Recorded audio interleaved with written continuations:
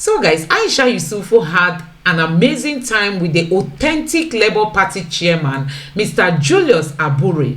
But while she waited for him to join on Zoom, she used that opportunity to have an amazing time with the Obidients on the way forward in making the Labour Party the choice for the Nigerian youths.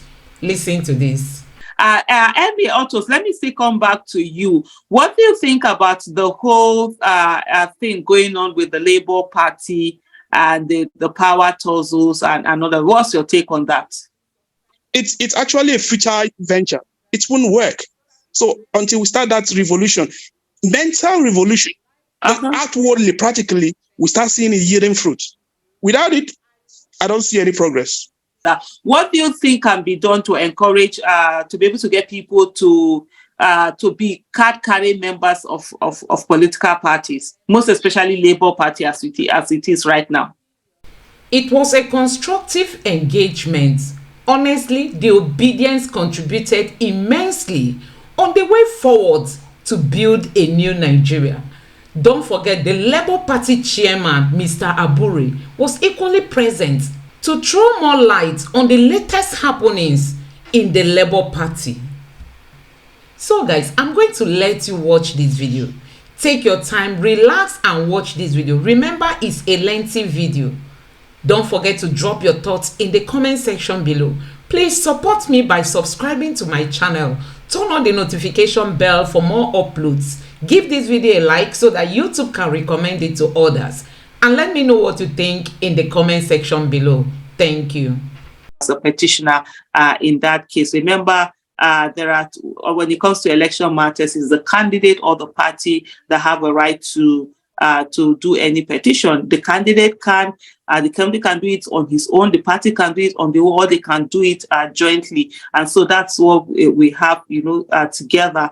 But so, and nobody is taking anything away from it. And they have the intelligence, they have social media, they have technology, like I always say. And recently we've had a lot of people also coming out in their hundreds that, oh, okay, they too, they are the chairman or chairperson or chair whatever of APC and all sorts of things. So we have quite a number of interesting things going on. And also there has been I think some residents of Abuja or something, they've also gone to court on the issue of the 25% because they say that needs to be tackled before there's any talk of swearing in or anything. I think even the courts, that's an issue that they need to do, and even doing that, it settle that before we get to a place where anyone is being sworn in. Integrity or people who, there's this superiority kind of attitude that we normally bring in when we say, oh, I'm not doing politics, I'm not part of politics, but it's actually foolishness. It's foolishness on our behalf to sit and say we are not participating in politics and even be happy or be boastful or think it's something that makes us better than other people when we say we are not participating in politics. And some people will say, oh, they are not going to vote, I'm not voting anyone. Hey, Aisha. Hello. Thanks for having me on. So I've actually been following, the Labour matter, the Labour issue, and all the arguments. So it's clear what's happening. But unfortunately, the system is structured in a way that it seems to just, favor some certain people. If you look at the matter, even if you follow consistently the way judgment has been given, so if I come with a complaint and I say, oh, this person has done this, I've done that, the usual ruling that we sort of seen in time past is to say, okay, let's maintain, status quo, and while we determine the substantive suits. But in this case, the judge was just quick to say, okay, everybody go, understanding that this is a party that has activities, they are primary, scheduled for the party. There are a lot of activities, the party is in court and all that. So basically you understand that, that ruling itself was designed to cause, a lot of issue. And of course, the moment you create that sort of, atmosphere, the hijackers, like they say, would come in and, proclaim themselves oh, I am this, I am that, and we begin to see, the ripple effect of that judgment. Of course, the judge was also clever and decided not to even say, okay, now I've sacked the chairman, which should be the chairman, or just sort of kept quiet on that and really didn't say, okay, oh, the party should conduct a NEC or this, it just sort of, left everything hanging, and the Apapa, faction came in and they started doing, what they're doing. Okay. As a country, how do we move forward from, things like this? Because, like you said, it's not a new thing. It happens every time. Some people just come up, and all that. I'm not absolving anybody, of any claim. They claim, there's issue of forgery against Abure and all the other issues that they've said he has done. Nobody's saying, but at least, you are not ready to look at the matter, but yet you have caused so much destabilization of the party. And now you can see how the public secretary on the part of the faction, I've forgotten the name now. The press conference. I don't know if you saw the press conference. No, I haven't. So you need to see that press conference. He said all manner of things, and that's really because you see channels was there in that conference, Arise was there, all the major news outlets was there. I know something there. Let me just comment. Something that is quite interesting is how you can see how the media are sort of like, it's news anyway, and then there's sometimes there's this thing that happens where you see you're just getting all the media space, right? You're just there, and this is not just sort of like ordinary. That it's not a coincidence. Yes, exactly. That's what, it's not coincidental that this is happening, but you could see that it's orchestrated this thing. Well, which is for them, of course, they want for all the news to be out there and for them to be doing all sorts of things. How do you think citizens? What are the things that you think can be used to mitigate any of this? Not just about now, maybe in the future, things like that. So, honestly, if we continue, I think there must be a change in how we run, party affairs as a whole. Mm-hmm. I think currently it's just a bit chaotic, and there should be clear order, in terms of. So I think maybe in redrafting the constitution, the party should begin to look at their constitution and begin to look at some judgment and sort of include those sort of clauses, mm-hmm. In the constitution of the party, because I don't know if we are going to fix judiciary very soon. So I think the one that is more like a low-hanging fruit is that, whenever the party have opportunity to do a NEC, they should propose that, constitution should be fixed to sort of, make sure there's a clear way to navigate this sort of issues. So when there's a court judgment that removes the chairman, in clear details, what should happen. So if it's okay, the party should immediately, within 7 days, conduct a new NEC, and they should vote for a new chairman.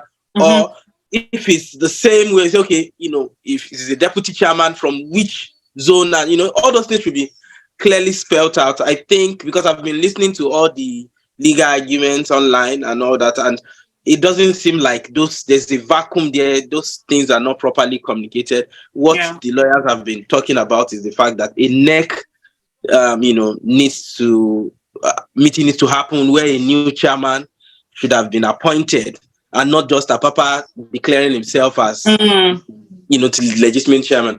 But of course, like I said, because there's no process, there's some of like the gray area, and that's why that has been. So I think, as a low-hanging fruit, this is it. Then also for our judges, as long as, there is not, we don't have like a sort of, feedback mechanism, or I don't know, maybe I don't just know.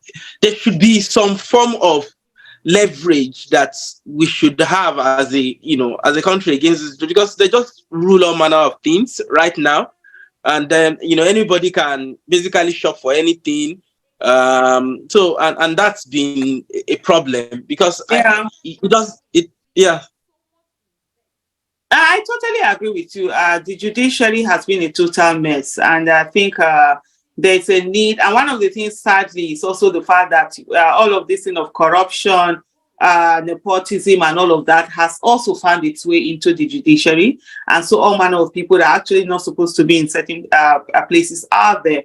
And one of the problems we have is that all the electoral processes and people who actually get into office are not supposed to be there. They actually got in there through the judiciary. So people just mess up, do anyhow. So, okay, let's meet in court. That's why let's meet in court became the slogan that they are very. But in what you're saying, and I do hear you, and I think that's just it. No hungry fruit should be with the Constitution. And even in terms of, I think a few days ago, I was speaking to someone, we're having a conversation over like women's participation in politics, youth participation in politics, and all of that. Like these are things that these parties, we can easily have them in the, if they are in the constitution of the party. It's easier to change the constitution of the party than it is to change the constitution of a nation. So if a party says that, oh, we need to have at least both gender, there must be at least 40% representation of every gender. So not one gender can be more than 40, or there must be so percent representation of youth. So in terms of even the party, even the tickets that are given out, so part of it must be for the youth. For every 3 senators that are in the state, 1 must be female, 1 must be youth, or any of those things. These are things that can easily be done within a party, and that helps. And so hearing you also talk about this, putting all of these processes in place. But then also, for that to happen, you need to have people's participation. Because we've left politics for the worst of us, and only a few good people, a few competent people being there. So all of these things happen. How do you think we can actually get in more people to get into politics, to register as members of political parties and actually begin to change all of these things from inside? While you answer that question, please, for those who want to join the conversation, just please put up your hand so that we'll bring you in, and let's just have a conversation kind of thing while we wait for our chairman to join us. Thank you, Sho. Yeah, unfortunately, we started that, it took us a long time to get to where we are. 1999, and this is, 24 years thereabouts down the line, and this is where we are. But thank God for the movement, and the movement has been really strong. And, people, of course, you can see clearly that the interests, we're not talking even, in the double digits in terms of if we are to measure interest right now, it's probably 1,000%. So Nigeria has woken up. And I think the reason why, it took us a long time to get here was because people over time couldn't really find a leader that they could easily identify with, a leader that they feel sort of connects with their needs, they can see.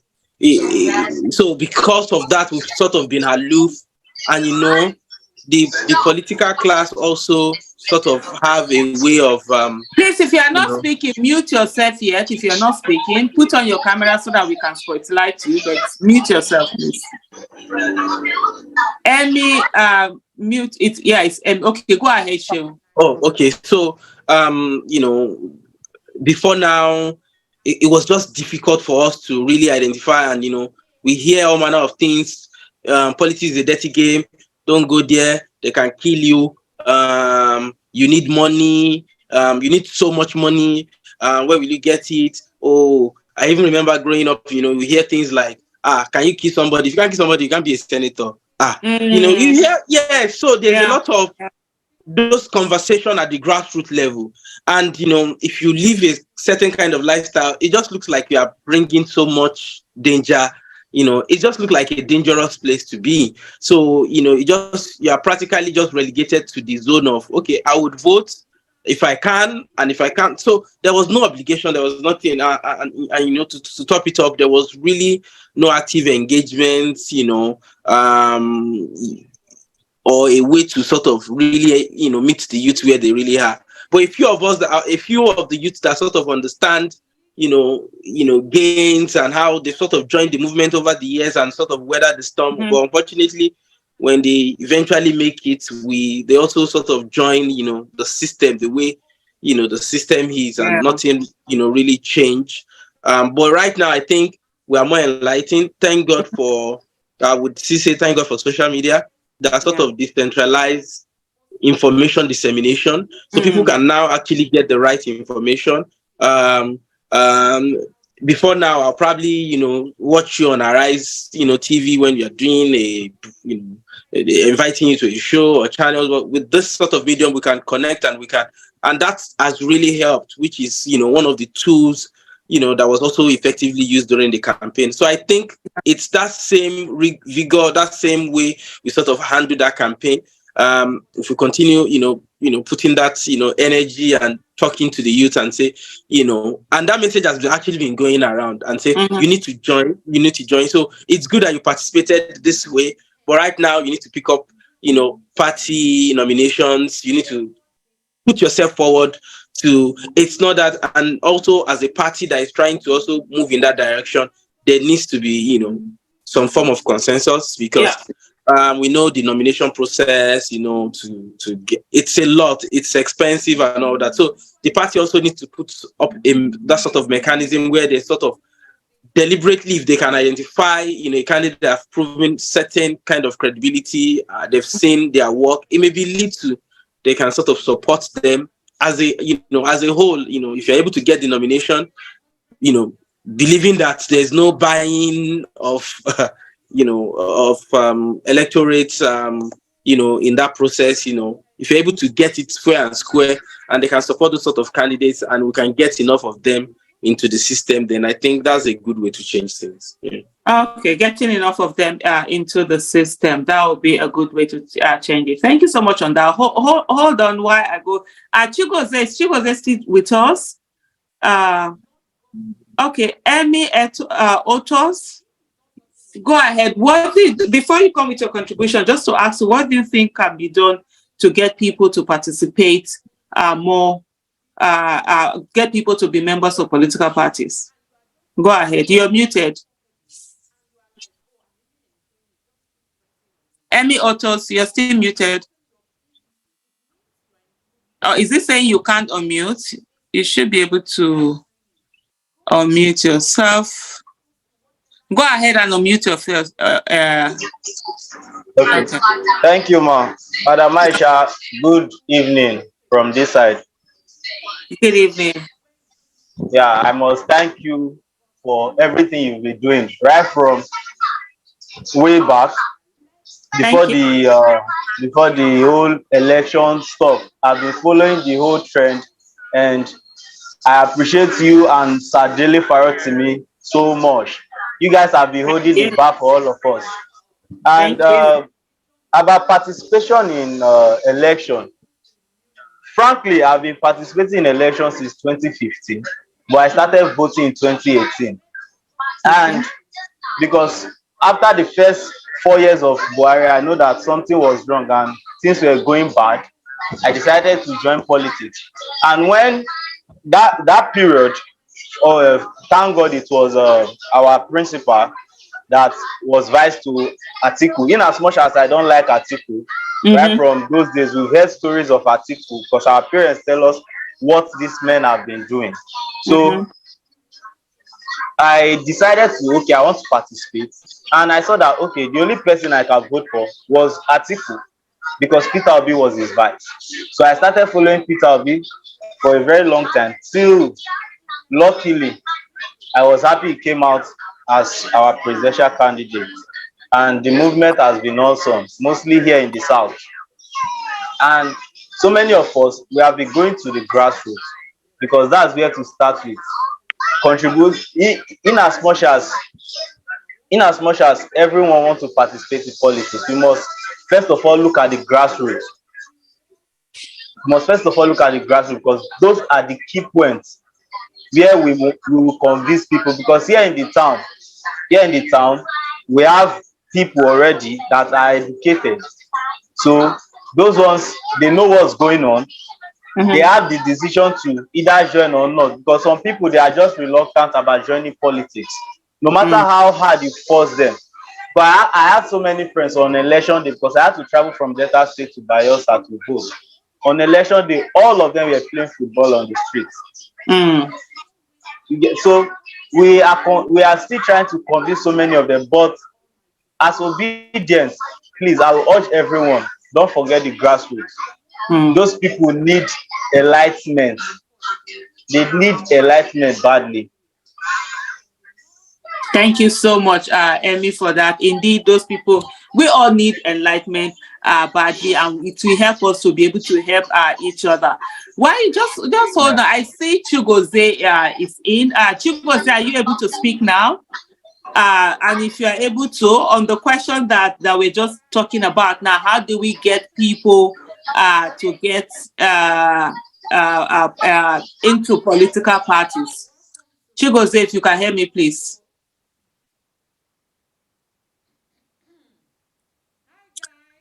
You're muted. Okay, yeah, you can hear me. So go ahead and unmute yourself, please.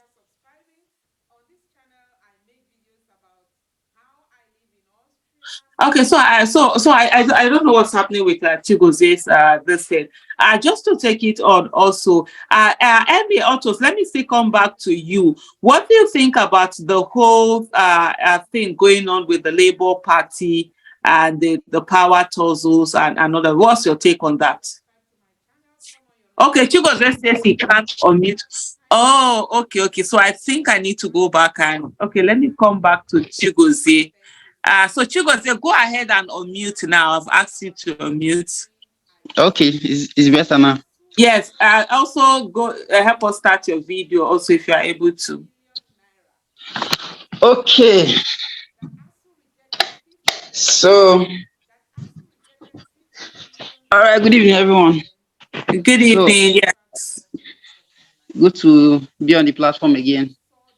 It's a pleasure having you always. So the question we're just asking now before this last one we asked earlier is that what do you think can be done to encourage to be able to get people to be card-carrying members of political parties, most especially Labour Party as it is right now?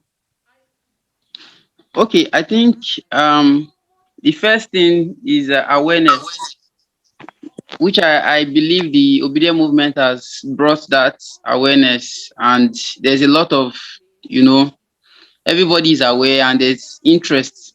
Peter Obi, the movement sparked a lot of interest. In fact, for the first time, we saw youths queuing to go and get their PVCs because they believed. So I think that awareness has come. For the first time, we saw people getting interested in internal political affairs, party affairs, the process of the primary elections, how a candidate is being selected or chosen in a party. People got interested in all those processes. So I think that first barrier has been broken, which is getting the awareness out there. And so the second thing I think is to, within the party, is to make things flexible,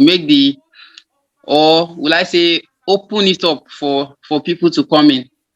When I say open it up, I mean in the terms of the party members, the Labour Party ESCOs and the party men, because one thing I noticed is that these guys, a lot of these party chairmen, when you come in, they feel threatened. I don't know.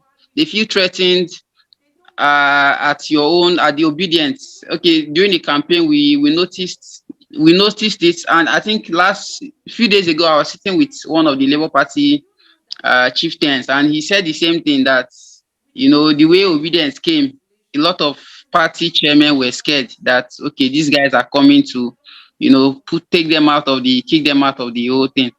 So but I think they need to open their arms wide open to embrace change and accept the youth into the party. We are not coming to fight them. We're only coming to make it better. So if they should be more accommodating. I think if the Obidients movement if the Labour Party was a one-story building, the Obidients movement has made it a 10-story or 100-story. So they should, I believe there's a lot of rooms where people can be accommodated. So the party needs to open up its arms and accept the youth. Then another thing I will encourage participation is, the forms, sales of forms, the price is outrageous. As it stands now, if you want to, okay, like we also happen in the governorship ticket, like the Imo governorship ticket. It was formerly 15 million and it was increased to 25 million. Then a lot of complaints started coming in. I think before our principal spoke up and they took it back to 15 million. But even at the 15 million, how many youths can afford it? How many women can afford it?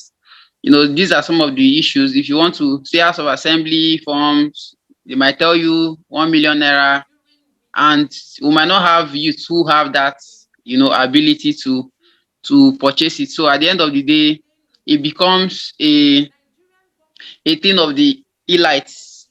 I was watching a documentary this evening and it was talking about politics in Africa. Yeah. That it is for the elites. A man who owns a bicycle that comes to say he wants to, you know, that has something to offer his people cannot lead in Africa, because they will laugh at him that, this man, what do you have? You only have a bicycle. You want to do politics. They prefer the rich man that has cars, that has, you know, all the money to throw around. But then at the end of the day, the man comes in and turns it into a business, because he comes in, invests his money, and when he gets in there, he needs to make profit from all the money he has put in.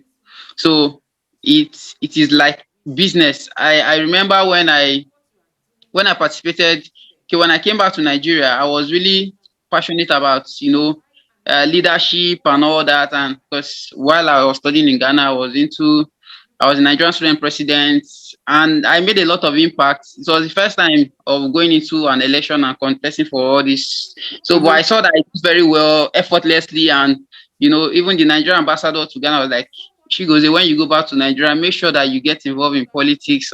So I was encouraged. When I came after my NYSC, I was like, okay, let me test the waters. I got registered to a political party. I ran for local councillor that was 2018. I ran for councillor in my ward. I went back to my village. I was doing a lot of community service. You know, I did training for youth, so many things. And I ran for councillorship. And I saw that the system was so rigid. Like, it was not, you have to spend money, you have to go and visit people. They'll tell you, you bring wine, you bring this, you buy cartons of malt when you are going to visit. Like, the process was just so bad. And when you are going for campaigns, you have to drop money. No matter how little, you have to drop money. If not, even the people you are going to campaign will tell you that you are stingy and you don't want to get that. When you get there, if you cannot give now, when you get there, how will you do things for your people? How will you give your people? So you find out that even the electorates are not even helping matters. And then the party process.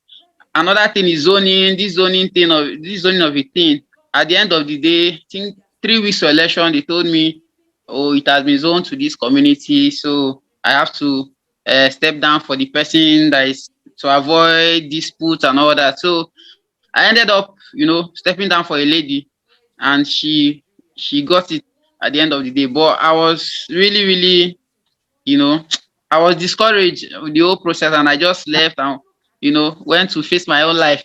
But this whole movement again, it brought back that interest, because I saw what Peter Obi did, how he, you know, the process he went through his primary, how he did not buy anybody delegates, and you know, it was a very, very clean and transparent process. And I got inspired again and motivated to, you know, get involved in politics again in Nigeria. If not, I've written it off, like, no, Nigeria politics is not for me. But Peter Obi has, you know, inspired me again. So I feel like if the forms and all those, if the prices can be, you know, brought down, so let me just come in there, Chigozie. So there's difference between nomination. So the one of prizes you are talking about is nomination, and the other one is, first of all, even just becoming members. And I think in all of these things that you've spoken about right now, the main issue also comes down to that membership. So if you have people who are hungry, I'm sorry to use that thing, but that's the most thing that I am in my head. We have a lot of hungry people in politics in Nigeria. So politics is seen as a way to make some either fast money or be able to have opportunity to have something to put in your mouth or put in your pocket. And I'll give you a reason why I say that. The last time we had the chairman of the Labour Party was live with us here, part of the things we discussed was issue of what do they call it now? This fee that they pay. It's not nomination fee. What was this? What was it called? That you pay some amount of money. Go unmute yourself, Emmy. I see you trying to. Is it membership dues? Yes, membership fee. Yeah, membership fee and monthly fee. Yes, thank you. So it's a membership fee that is 100 naira per month. I'm like 100 naira. I beg now. And people were like, oh, do you know how many people can't even pay? People don't have the money. And then he was saying that, oh, there are a lot of people that they join parties so that when they have this ward meeting, they'll be able to get Coke and biscuit and snacks and all of that.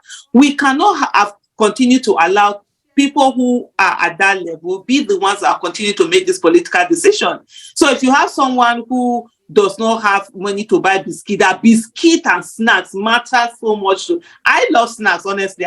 Most times if I'm going to party, I'm in a food that they go chop. But then it's not that when I get there, that decision I'll make will be dependent. If you don't give me food, I can walk away and enter the nearest restaurant and go and look for my small chops and eat.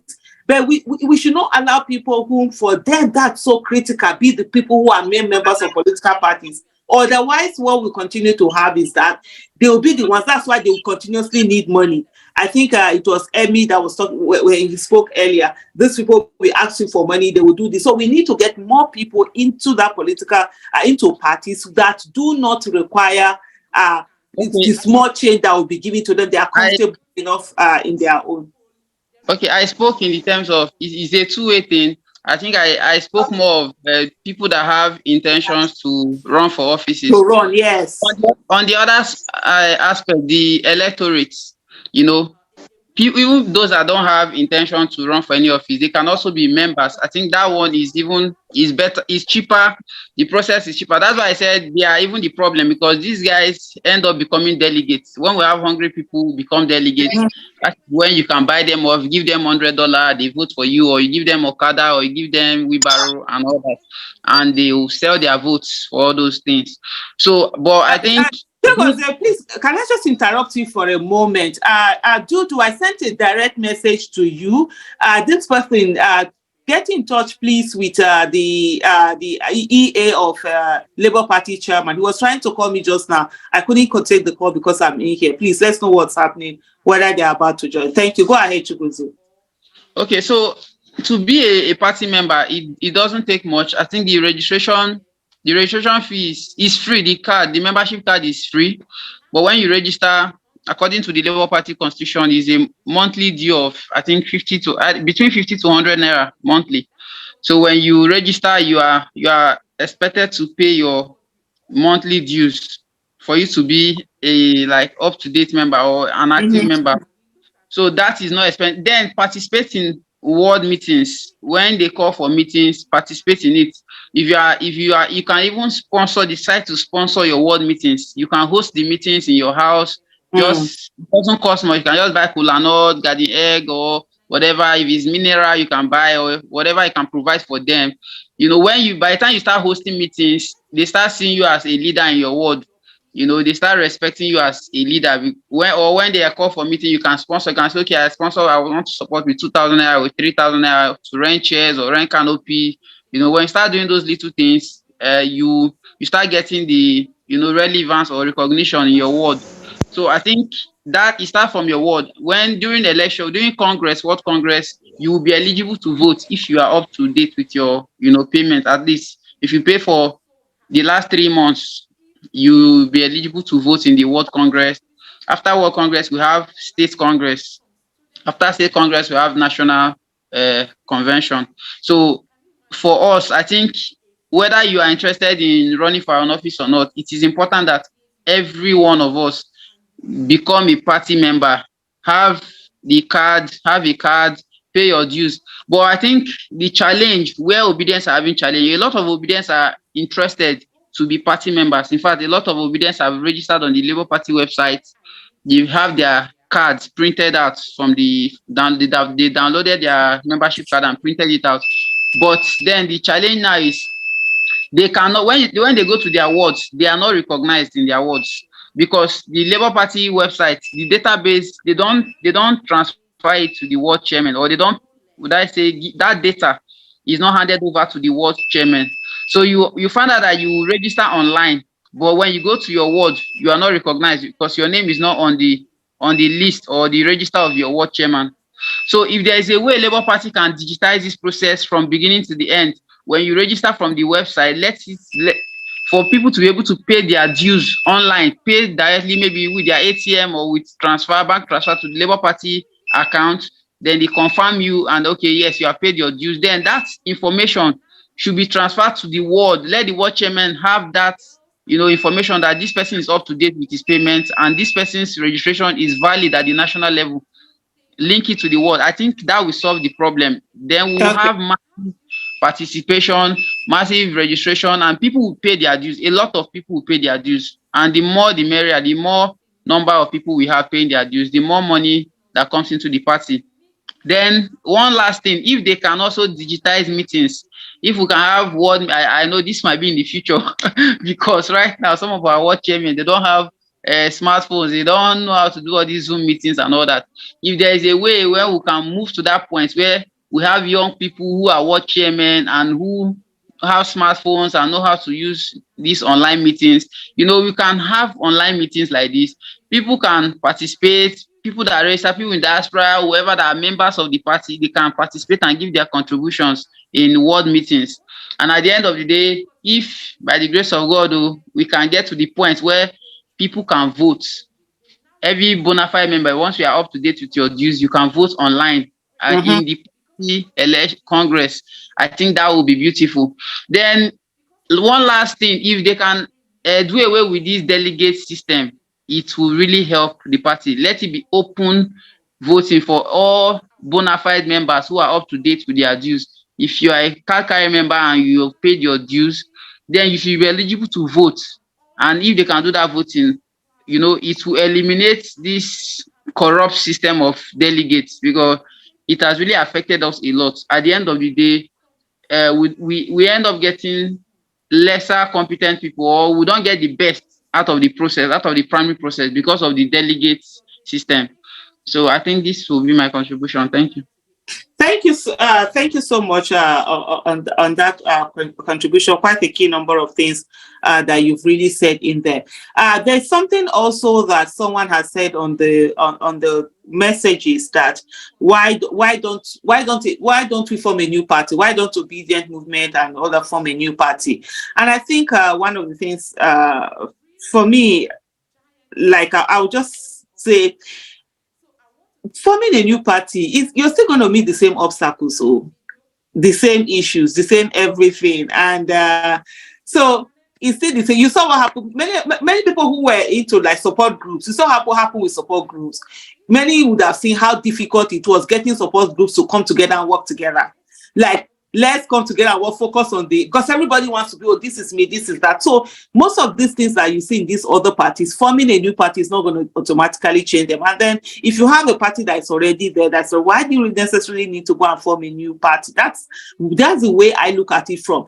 Most of these things that you're talking about, chairman, whatever, you talk about chairman and no digital and these things, it's about voting. If people are running to be chairman of different states, God knows I'm going to vote for a person that I know is tech savvy, can hold Zoom meetings, can call people together. It's not going to be asking one or two people for money and all of that. Those are the kind that are literate enough to be able to do the job. Those are the kind of people that you want as chairmen and chairwomen. And so it's not that it shouldn't be limited to one place. But anyway, let me ask Oluwaseun, what do you think about a new party? And please, for those who would like to be part of the conversation, raise up your hand. Let me see.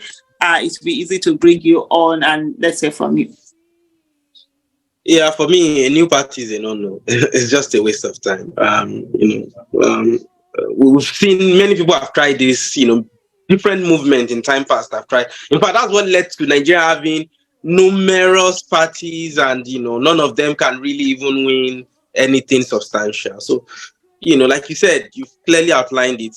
Starting a new party is the same problem. There's going to be a mass exodus of that same, that same kind of mindset, and they just flood the whole place and they just start causing the same, issue. So it's just a rethinking of how we can sort of create a delicate balance between these things. So right now there's a particular order. it's not going to be immediate to, automatically change that whole order. It's a gradual process. That process has already started. All that is required is to intensify effort and continue to move in the right direction. They will become so uncomfortable, either they retire themselves or they just sort of move out of the way.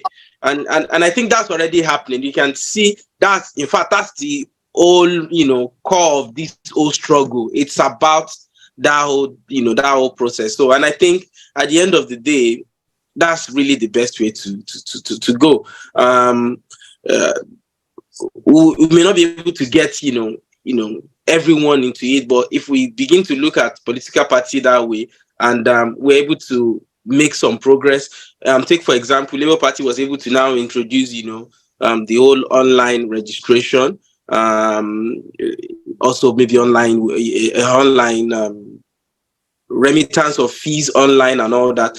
Like the last Chigozie has recommended the other time, if there's an integration where that database sort of synchronizes at the ward level, but that takes a more sophisticated tech network, and you need to have a ward chairman that is also tech savvy to understand that, okay, I need to log into a platform where I download the updated list of my members and their dues, and so it's a long process. So which still speaks to the fact that creating a new party will not fix that automatically. We just need to sort of keep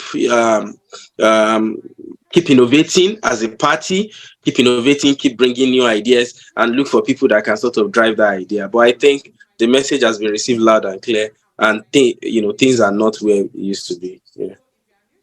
Thank you so much. Dr. Chooks, would you want to say add to the conversation? I think I saw, is it Dr. Chooks? Yeah, you're right. Yeah, you're correct. Good evening, Madam Aisha. Good evening. Yeah, I'm so happy to be at this platform. Thank you for admitting me. Thank you for being here. Yeah, I'm actually reaching from Enugu. Oh, fantastic. Oh, well done. Yeah. Thank you. Let me just bring a new dimension to this. Okay. I must commend you for the work you've been doing. We're very proud of you. I'm sure the world over has seen a woman who's an Amazon. We love you. Thank you for being there. Love you too. Yeah, let me bring a little different dimension to this. We're talking about party politics. The Obedient movement transcends beyond Labour Party. Absolutely. I'm not a member of Labour Party. I'm a community leader. If you know the Igbo land very well, there's this structure called the town union. I'm the town union president of my own town, and I'm the leader of the president general in my local government. We have a platform, and what we do, the consciousness of the Peter Obi movement is beyond an individual, and it's also beyond the political party. I can tell you that, for example, in Enugu State, we have 8 seats for House of Representatives. PDP lost 7 to Labour Party and had only 1. For the Senate, we have 3. PDP lost 2, except 1. And I can guarantee you that those people who voted Labour Party, over 75% of them are not members of Labour Party. Yeah. That's a fact that anybody can verify. So what we are looking at is this change factor that Peter Obi has brought into the Nigerian political system. How do we sustain it beyond the myopic perception of party affiliation? What we want, like I heard you say one time on television, what we want in Nigeria are good leaders, regardless of the political platform they are coming on. Whether they are in Labour Party or PDP or APC, we have good leaders across Nigeria. Once we're able to see men who key into this mindset, the Nigerian youth should be able to come out publicly and support them. It's not about party. I'm sorry, I'm going to call some names here. There are certain persons from my region who will be in Labour Party, and me and those who believe in me and follow me will never support him. So what I'm saying in essence is this. The Peter Obi movement and the Obedient movement should transcend Labour Party so that people don't box all the supporters of this movement to one funny corner. It's going to be very difficult to manage. As a community leader, I am a card-carrying member of a particular party that is not Labour Party. But if you go to my Facebook page and everything I do on social media, I'm actually in almost all the Obedient movement social media platforms. and I follow it closely. My community, they know me in Enugu State, they know that is the way this man stands. But I'm not a member of the Labour Party. So what I'm trying to say is let's be careful the way we make it a Labour Party thing. It is about this movement. I know our principal ran on the platform of Labour Party, and we owe him that responsibility of care to support his activity, even as they go through the tribunal. That's what I want to say. Thank you so much. Yes, thank you so much for that, and thank you for bringing in that perspective. So we'll let me just clear a bit of the issue. I totally agree with you. Like I've always said I'm always part of that same school of thought that you come with. Obedient movement, it's not about Labour Party. It definitely transcends the Labour Party. The Obedient movement is like a voting bloc. So you have those people that a voting bloc that at the end of the day, what we are looking at, parties will be afraid to bring up candidates that are not competent because they know that there's this voting bloc that is going to do something about it. Absolutely. That's the spirit. That's the spirit. Yeah. And in the way to go also about it is that we must not also shy away from the fact that partisanship is absolutely very important. And I love what you said. You're a card-carrying member of a particular party that it's not Labour Party. The reason why the Labour Party is the one that for some of us, and for me particularly, that we talk about, is the one that is at hand. You can work with. You start with one, because if you're going to eat an elephant, you're not going to put the whole thing in your mouth. You have to start little by little and start going with it. And so that's the way it is now. It's just okay. There's this party. Focus. I think even in the last live this thing we did, those were part of the things we said. Let's enter this party. Get hold of a Labour Party. Get people with competence, character, capacity into it. Then after that, move into other parties. Let's have citizens it's about competence, character, capacity in all of these parties, right? And so when we all get into all of these parties, what then do? We can now begin to ensure that it's people with competence, character, capacity that are in these parties, and then they begin to field candidates with competence, character, capacity. They will not even dare to give you anyhow person, because they know that there is a block that if you give them anyhow person, they are not going to vote for that person. They will look for the person who is most competent and actually vote for that person. So that's where that power, we begin to. So I'm very glad that you brought that in, so that we get all of this perspective. So it's not, like I would say, it's not about particularly say Labour Party, but also situation of people say, oh, start a new party, go and start. It's the same thing. You will go through that whole thing. But what we need to do, let's have more and more people. Let's have people whom you can't buy their votes. Let's have people whom they maybe they are retired, maybe they don't even need anything, they just want to give back to their nation. Because we have a lot of people, and that's one conversation that we must have. Let me just digress a little bit. Let's have this at the back. We'll also discuss it while we wait for chairman. We must get to a place. There are a lot of Nigerians who have everything to be in elected offices and do very well, but they didn't steal money while they were serving. So they don't have that money that they are going to bring into election, millions of their naira and everything. We must have a way of getting those people to be part of our governance, so that we don't lose on that experience that they have and all the things like that. So those are things we also have. Let me go to Emeka Onwubiko. I see your hands up. Go ahead and unmute yourself. You can put on your video, please. Before I come back to Chigozie, because I also see his hands up. Hello, Emeka. Are you able to hear me? Kindly unmute yourself, please. Well, if Emeka can, okay, yeah, Emeka has unmuted himself. Okay, yeah, can you hear me? Yes, we can hear you now. Yeah, my name is Emeka. Well, I'm residing here in Australia. I'm from Imo State, precisely. Although, like you, what's the time in Australia? Aisha, I speak Hausa fluently because I was born and bred in another part of Nigeria. So great. why I'm giving this background is just that I feel that we are missing something very important, and that is seeing beyond tribal affiliation. What I would consider the undoing. No, go ahead. It's okay. Welcome. the impediment to any progress that we have in mind would be this constant hold on our tribe. I'm from this place, I'm from that place. And that thing has been actually eroding progress in Nigeria. So if, and only if the young people, because a lot of people, like on this platform, a lot of people are young, progressive people. If we start ensuing this sort of so much hold about tribe, so much hold about religion, and start seeing ourselves as Nigerians, I think we'll make a lot of steps. If not, whatever we're talking about, party, we're talking about, say we want to get things right, it won't happen until we start seeing ourselves as one. Because you could actually see the trajectory. Peter Obi made a lot of progress. He sort of brought out this sort of a mantra where you were not saying, I'm Igbo, I'm Hausa, I'm all that. But in the tail end of everything, you see, the other people they started using sort of a way to put division among the people that they consider obedience. And a lot of them are falling for it. So it's high time to start seeing us as Nigerians.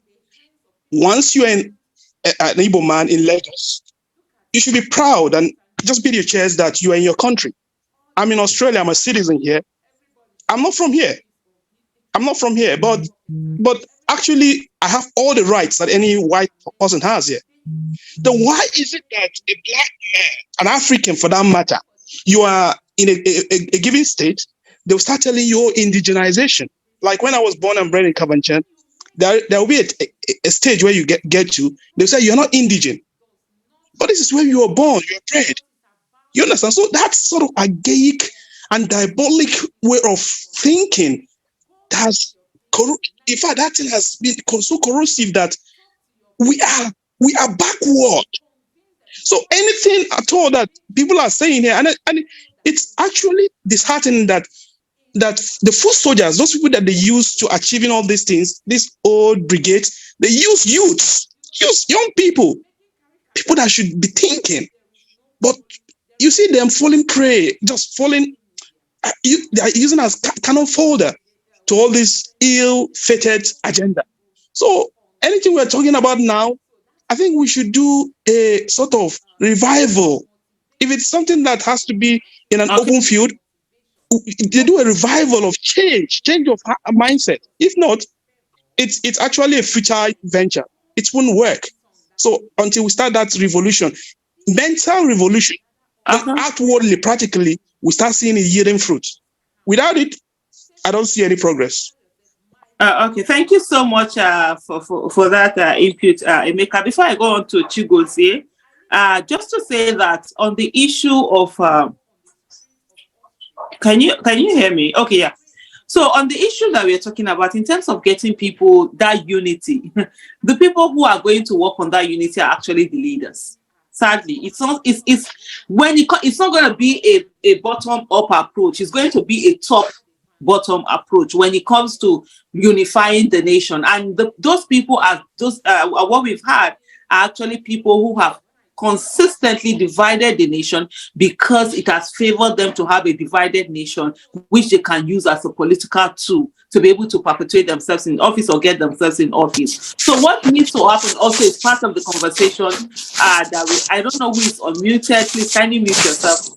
What needs to happen also, which is part of the conversation we are having, how do we get people to actually be partisan? How do we get, since we don't have independent candidacy, how do we get people to become members of parties? How do we get people to run for office? And in that way, we'll continue to bridge these gaps that we have. People are already speaking. You see what happened during ESAS. You see what's happening with the Obedient movement. They are trying to bring in religion, trying to bring in ethnicity to divide the people. So we can't say until it's solved we won't do anything, because the solving actually lies in a whole lot of people who are actually in the leadership position. But in the meantime, why don't we try to get more people into that leadership position, people who are pan-Nigerian, people who are pan-African, people who will focus more on the nation and on the next generation than they will on the next election. Chigozie, go ahead, please. And after Chigozie, I think we have Emmanuel Wandu. I think you haven't spoken before we come to Emeritus. All right, thank you. I wanted to speak with respect to Dr. Chuks, what he said on party, not the Obedient movement transcending beyond party. Yes, I totally agree with him on that. In fact, I share the same belief that the Obedient movement shouldn't be tied to a particular party, because during the election we had APC obedient, we have PDP obedient, we have people in other political parties who were obedient or who are obedient, and they are still obedient. So we must not limit it to a political party. But then, on the other hand, we need to get, like Madam Aisha said, we need to start from somewhere. But then, even in the Labour Party, you find out that the process, the whole process of getting out credible candidates, it's not easy. It needs a lot of change. It needs a lot of reformation. So even in PDP, it's still the same thing there. You can see what happened. Even APC, you can see what happened. Their nomination form was 100 million naira for presidential. So imagine if we had let's say we had a lot of candidates that were 10 times better than TINUBU, but at the end of the day, TINUBU won. There were people that couldn't afford the 100 million. If you go to PDP's ticket was, I think, 40 million. There were a lot of people who were good in PDP, but they couldn't afford it. So same thing with Labour Party. Any party we want to create today, how much will be the nomination form? Who will emerge as this candidate? For these credible people to emerge, we need party men, we need party members to, take over the leadership of these parties, bring in new policies, new constitution that will give us a good process that will eliminate or remove the bottlenecks that we currently have. It is this bottleneck that end up giving us candidates we cannot trust, candidates we cannot defend, candidates who cannot say, oh, okay, this person is credible. So once we do that, then we can start seeing more competent people, more people with character, good leaders that we can say, yes, we want to elect these people. So I think that is where we need to, that is where you got it mixed up. So we need to get that point. We need people to participate, be a party member, change the process. Chigozie, I'm going to quickly jump in. Sorry, apologies about that. Our guest has joined in. So I just want Emmanuel, because he has not spoken since, to quickly be able to say something. But quickly, on a lighter note, to say to everyone, even if you form a new party today, you can't stop Lamidi Apapa from being a member of it. Anybody can jump in and be a member of that party, and if they want, they can still take it over from you if they want to. So that's the thing. Emmanuel, quickly go ahead, please. Let me give the chairman time to settle in before we bring him up. I don't know the time zone where everyone is, but good morning from here. Okay, good afternoon from here. I'm glad to be in your midst. Seriously, I just ran into the video. I didn't know you were hosting a YouTube session today. Okay. So let me quickly say we do this at 6 p.m. Nigerian time every Saturday on YouTube, so you can always join us. Okay, on YouTube, Nigerian time. Okay. Yes, Nigerian time, 6 p.m. Yes, Saturdays. All right. So, ma'am, I'm very happy I listened to what Chigozie said, what Mr. Chuks said, and I have just one more thing to chip in, but I want to touch on what they said. For Mr. Chigozie talked about abolishing delegate system. I am very happy he made that comment, because that's been on my mind for a long time. I told someone just this evening that we are not choosing our leaders. We are more or less also called forced to choose the persons that the establishment chose for us, just to choose among the very few persons the establishment chose for us. Because if you really want to select your leaders democratically, there has to be an abolishment of delegate system where card-carry members of the party that are up to date with their payments can actually cast their votes, okay, for whomever they want for that particular position in the state or in the units where they are contesting for, and to be able to go and contest among the other people from the other parties, So I think that is very important. But here's the thing the concern I have is, how do we make that happen? People can move from one political party to another via the inducement of some devious politicians to come vote in another party, like what happened in America recently when what's her name, Liz Cheney was going to contest for her re-election, as a House of Reps member, and she knew that she wasn't going to win on that Republican Party, and some Democrats there's this what's it called, gap, okay, in the law that they could actually exploit to register as Republicans and vote for her. Okay, so but in the Nigerian system right now, it's more open. There is no gap. There is no preventing anyone. Nothing prevents anyone from going to buy party form and paying the dues. Maybe the person can pay the dues back to the past one year or the past 2 years, as the case may be, and vote for the particular election. Politicians can make that happen. They can roll out that amount of money to help get people who would vote to elect candidates or to nominate candidates from a party that would contest against their own candidates, whom they know that the person would stand no chance, okay, against their own party candidate, So such things could happen under such circumstances, okay, when you abolish delegate system and allow people to vote at the grassroots to nominate their leader. Now, second one was the issue that Mr. Chuks raised, where he was talking about not confining everyone to all the obedience movement or boxing everyone into Labour Party.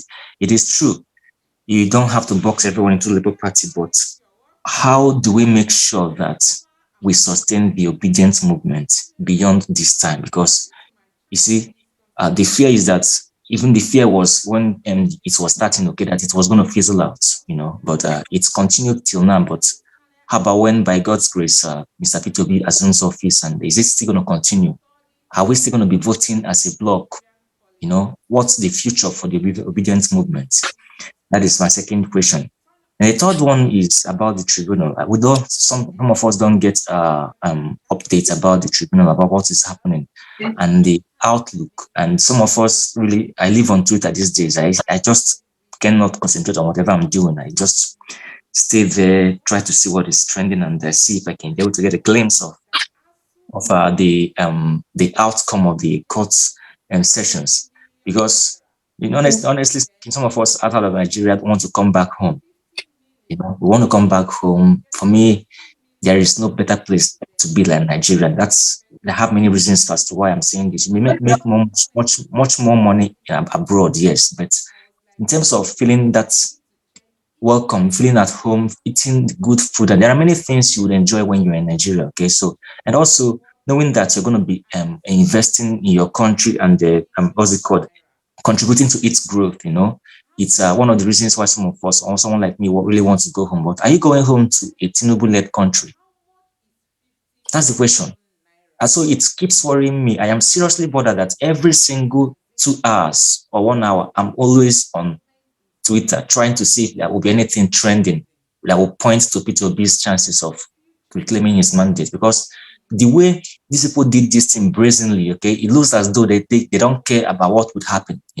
They say they just say, good people can go to do what you want to do. We'll still be able to, we'll still maintain this result, and we'll rule over you whether you like it or not.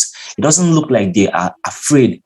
Even they have a modicum of fear that this so-called mandates that they stole could be reclaimed from them by Peter Obi. So those are the three areas I want to contribute. It's more like question. All of them are more like question or contributions, depending on how you see it. You see them. Thank you so much.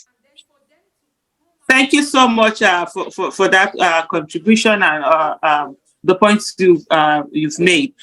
Let me just go. I will say that, Chairman, Juju, please, if you can hear me, kindly get in touch with the chairman's team and find out, because he came in briefly and then he dropped off again. I sent you messages on WhatsApp. Please check in on them and let's see what we can do to bring him back on if he's having some technical issues. I see Stella. Stella, please kindly unmute yourself and go ahead and speak. Thank you very much. Good afternoon, everyone. Good evening. Good afternoon. I'm calling from Houston, Texas. My name is Stella Aderiti. I'm a Nigerian. I'm a concerned Nigerian. I'm an obedient by heart and by thinking. Aisha, I was listening to like the last speaker said, Emmanuel, I think, that he's always on Twitter.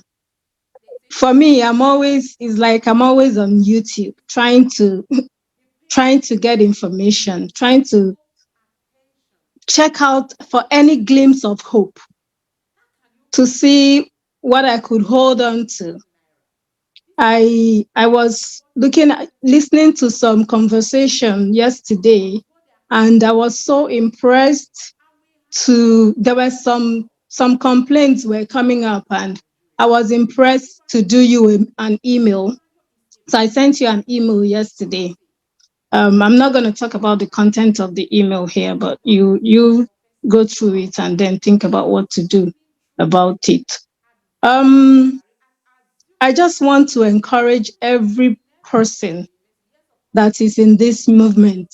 It's not going to, like Peter Obi has said, it's not going to be any easy.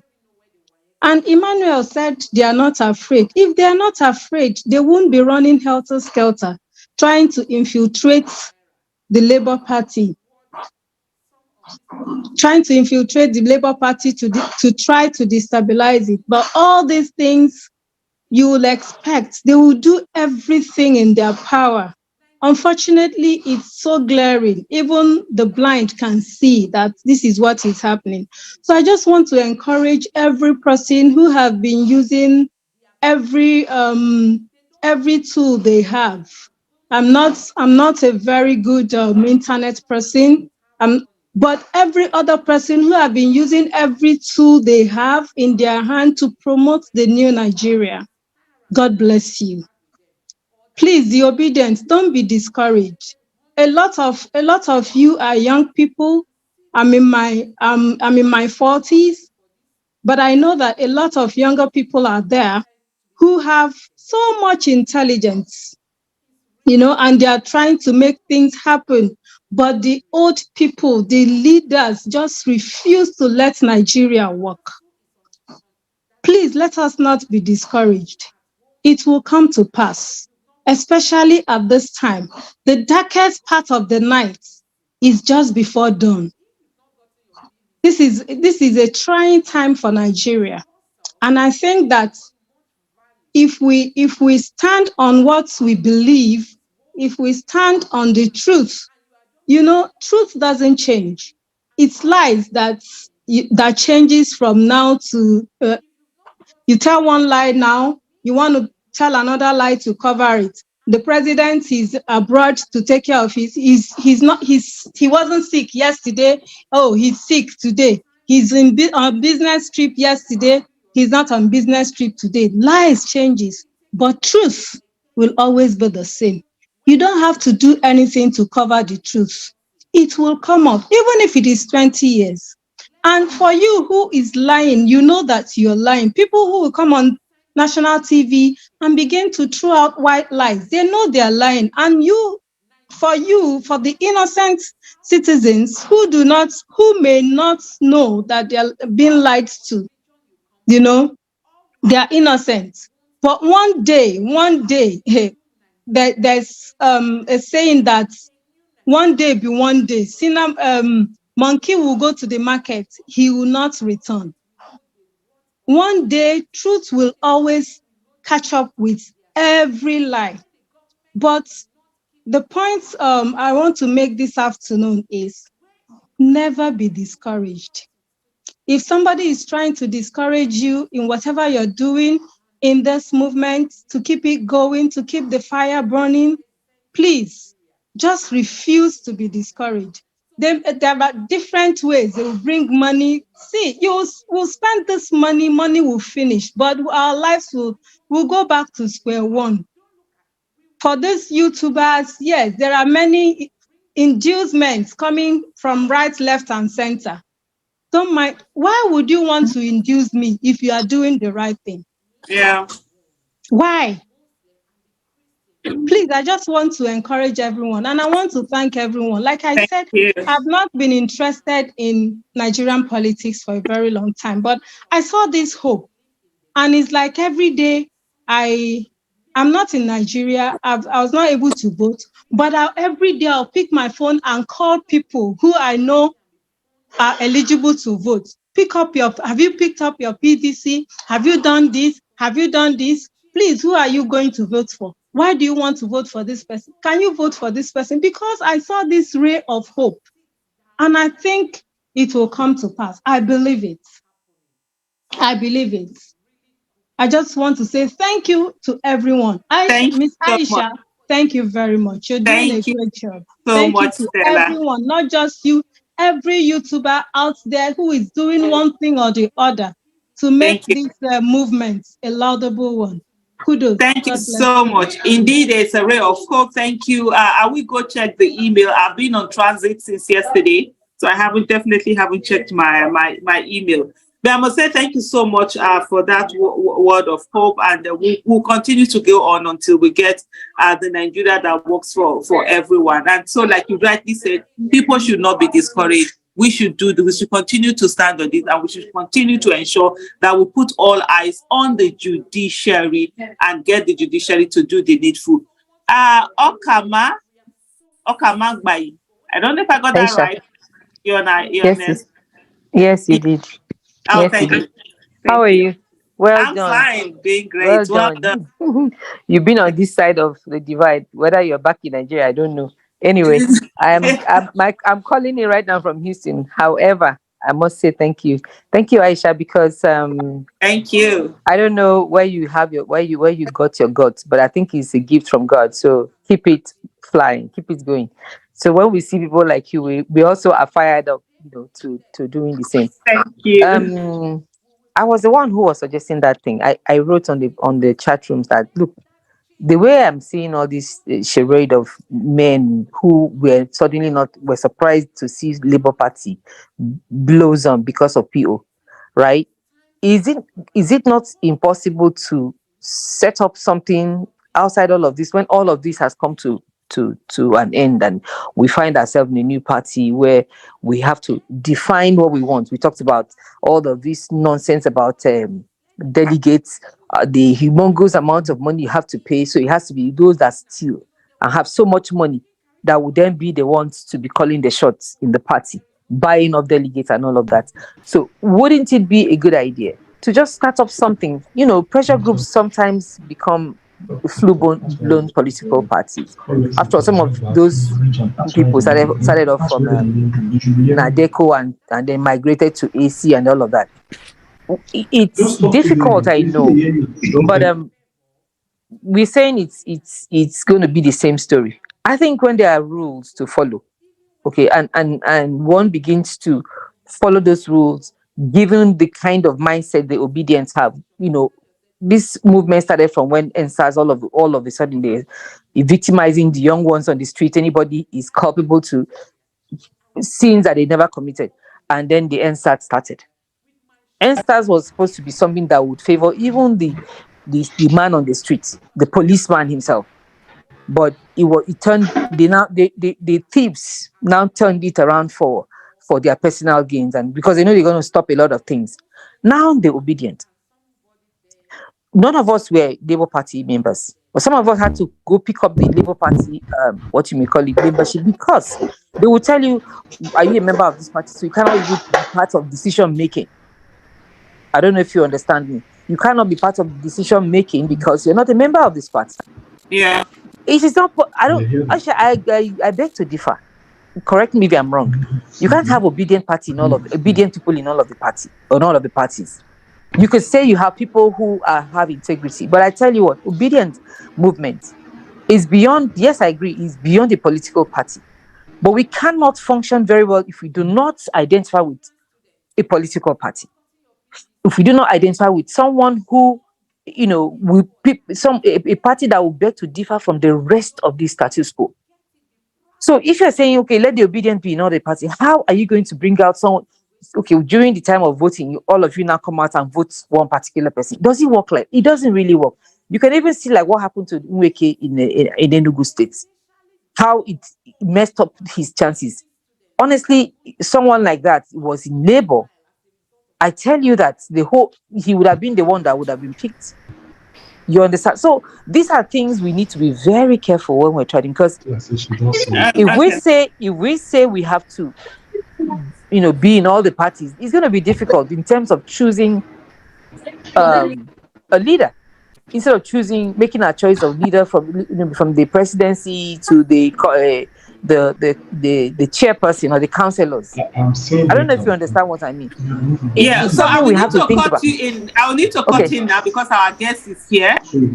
So that we'll go over to him. But we'll continue to have those conversations. One of the things we must understand is that not everybody will be part of a political party. There are people who are in the obedient will never join any political parties. Yes, and so the main thing. So that's why I talked about the fact that it should be like a voting bloc that every party becomes afraid of. So when you have more citizens who are enlightened, who are politically enlightened, and do understand the relationship between governance and everybody's lives, and so they'll be able to, look at and be focused more on the candidates rather than the parties. And when we have the parties, in every party there are competent candidates. It's just that the parties will not give us the ones that are competent. They'll give us the ones we can control. So that's why we're having all of this issue. But we'll continue to have those conversations. Right now, today's conversation is basically about the Labour Party and the things happening there, and also the nation. And we have the chairman of the Labour Party right here with us, Barrister Julius Abure. Yeah, we've had him before. And over all this while, he has been coming in and going out because technical issues. So he's here. Chair Mo, if you can hear me, good evening. Yes, I can hear you clearly. Good evening, Aisha. It's so nice seeing you again and hearing your voice. So yeah, I've made you the co-host, so you are able to control all of those this thing. So well done, Chairman. Are you able to put on your camera? So that yes, let me see. Let me put on the camera. Let me see and spotlight you and just make you the main. Put on. If you're able to put on your camera, please. I'm trying to put it on. Oh, boys, are you sure you are not so okay? I just asked you to start the camera, and you're also co-host. Yes, I have started the cam. I'm trying to start it, but it's not accepting. It better start too, because you know even the last time you saw, people wanted to. Let me even start. Chairman, you are very okay now. The last time it was so crazy after more than 2 hours for us to learn that you were actually sleeping from the hospital bed. Bros, yes, I'm okay now. Very okay now, I'm fine. Yes, I'm fine now. So I'm still trying. The camera has still not started. I've been trying to put on the camera, but it's not. Okay, so maybe we'll start the conversation. Others will. Except you'll be able to, probably your technical team. Because everything was set that everybody can put on their camera. It's part of the things that I put. Okay. Let me see. Okay, can you try it now again and see? Okay, yes, let's. Apologies to everyone. We're just trying to make sure so that it's always so much easier when one is speaking and you're seeing the person. And like the last time we spoke, a lot of people did wanted to see his face on. Okay, I don't know what's happening. There seems to be something there.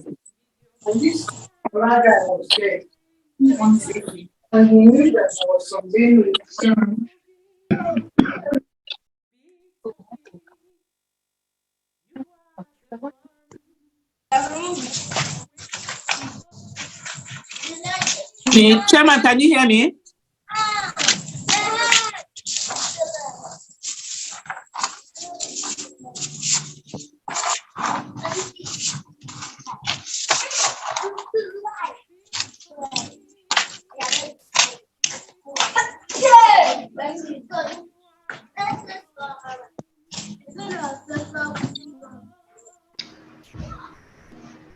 Well, I can hear you clearly, but I'm trying to on the camera. I think what will happen, Chairman, let's have you just go ahead. Since we can't have the camera, let that not be the reason why we're not having the conversation that we're supposed to. But in the meantime, I see a lot of people have unmuted themselves, and that's causing it. Let me just mute everyone so that we'll be able to hear you clearly. Yeah, fantastic.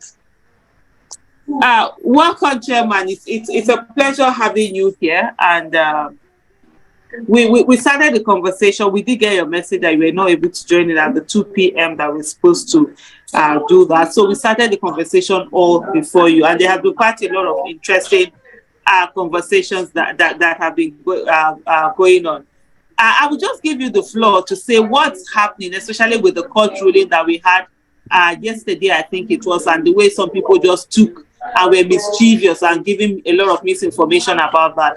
What is that all about? Well, let me start by appreciating Aisha, especially for your commitment to the struggle, to the movement, and your dream for a new Nigeria. I also want to appreciate the Obidient movement for their solidarity, for their support, for their commitment for a new Nigeria. I want to appreciate all Nigerians, particularly those of us or those of you in diaspora, for the very solid support that you gave to our presidential candidate, Peter Obi, and the Labour Party. Well, I couldn't join by 2 p.m. Because I wanted to be in Benin, and the flight was for 4 o'clock. So I had thought that at least by 6, I should be able to join the conversation. But in Nigeria, nothing is really working. We boarded on time at 4. Just as we were about to get into the runway, the pilot said they had a technical problem. And so we had to go back to the tarmac, where we spent another 2 hours. Wow. We spent 2 hours in the plane before they brought in another plane. And we eventually boarded the other plane at about after 6. So I actually landed around 7 o'clock. So I was just entering my house, and we needed to set up for me to be able to join this conversation. Oh. And this brings us to the point which we are talking about, that the country is not working. Private sector is not working. The government sector is not working. Nothing apparently works in the country. And like we have always maintained, all the challenges that we have in the country is zeroed down to poor and clueless leadership. Leadership that doesn't have what it takes to drive the process of development and change the socio-economic narratives of the country. And that is where we are. That's the state of the nation. Nothing has changed. Insecurity have continued to ravage the country. There is hunger. Hunger is increasing. Unemployment is increasing. Everything in Nigeria is at a standstill, and I'm sure you all know of this. And like I said, it's all attributable to poor leadership. And that's where we had hope that with the emergence of Peter Obi as president of Nigeria, we would have been able to work so hard to change the political narratives, economic narratives in the country. That's why I'm sure Nigerians work so hard within and outside the country to galvanize support for Peter Obi, because we all saw Peter Obi and believe that he had what it takes in terms of his pedigree, in terms of his capacity, in terms of his knowledge, and the passion to drive the process of development. And therefore, we all clamored, laid down our lives, and then went ahead to for that campaign, so that we can at least have a new country, we can have a new Nigeria, a country that cares, a country that works for the people of Nigeria. Unfortunately, you are all aware of what played out. The election was massively rigged, like you saw. INEC promised that election results were going to be uploaded real time from the polling units. Because before the amendment of the Electoral Act, election results were rigged at the collation center. And that was why we all clamored, we all fought, civil society groups, progressive Nigerians, political parties, we all teamed up together to pursue the amendment of the Electoral Act, so that when results are transmitted from the polling units, it will reduce the incidences of rigging of those elections and manipulation of results. And therefore, based on assurances from INEC, we all had an open mind. We believed that the right thing was going to be done. And so we went into that election believing that election will be electronically transmitted from the polling units. At the end of the day, when they saw that Labour Party was winning that election, Peter Obi was winning that election, the server was deliberately shut down, and that gave room for massive manipulation of results. The 2023 general election, I can say without any fear of favor that it has become the worst election ever conducted in the history of Nigeria. The 2023 general election have simply taken us back to the days of Action Group, to the First Republic, and even to the Second Republic, where maiming, killing, election violence was the order of the day in the elections of those days. My parents were in Action Group and in UPN. And so as a child, even though I didn't participate and see the Action Group days, but I was privy to what played out in the 1979 general election and the 1983 general election, where the Unity Party of Nigeria played a major role. My parents were actively involved in that election. So as a young child, I could feel what played out in those elections. In those days, houses of opponents are burnt, there are killings, there are maimings, there is tribal sentiments driving the election. People were refused the right to vote if you are not in a particular political party, and so on and so forth. And those were the features that played out in the 2023 general election. And therefore, I can say without any fear of contradiction that the 2023 general election has taken us simply back to the days of the Action Group and the UPN time. And for me, this is most unfortunate, and I think that it's not good for our democracy. I strongly believe that if the processes of selecting leadership is not transparent, is not credible, then of course you can never have good leadership that has what it takes to change what we have in the country today. And therefore, that is what we have with the 2023 general election. And that's why we are law-abiding citizens. Peter Obi is a law-abiding citizen. Labour Party too, and his followers are also law-abiding. And that's why we have taken the path of going to courts to challenge the declared results of the 2023 general election. At the moment, we are in court, and we have filed all our papers. We have had the pre-hearing section. Last week, Friday, we were in court where the lawyers agreed that they were going to harmonize all the documents and then return to court on Wednesday. So we are back to court on Wednesday, where all the documents agreed upon will be worked upon, and then the hearing probably will begin, will definitely begin probably on that day or by the next adjournment. And so the state of the nation has not changed. The state of our election in Nigeria has not changed. The situation has remained the same. Insecurity is everywhere in Nigeria. You can't sleep with your two eyes closed in Nigeria. Kidnapping is alarming. Killings are going on every now and then across the country. There is heavy hunger in the land. There is poverty. There is high rate of unemployment, and so on and so forth. So the socioeconomic narratives in the country have really not changed.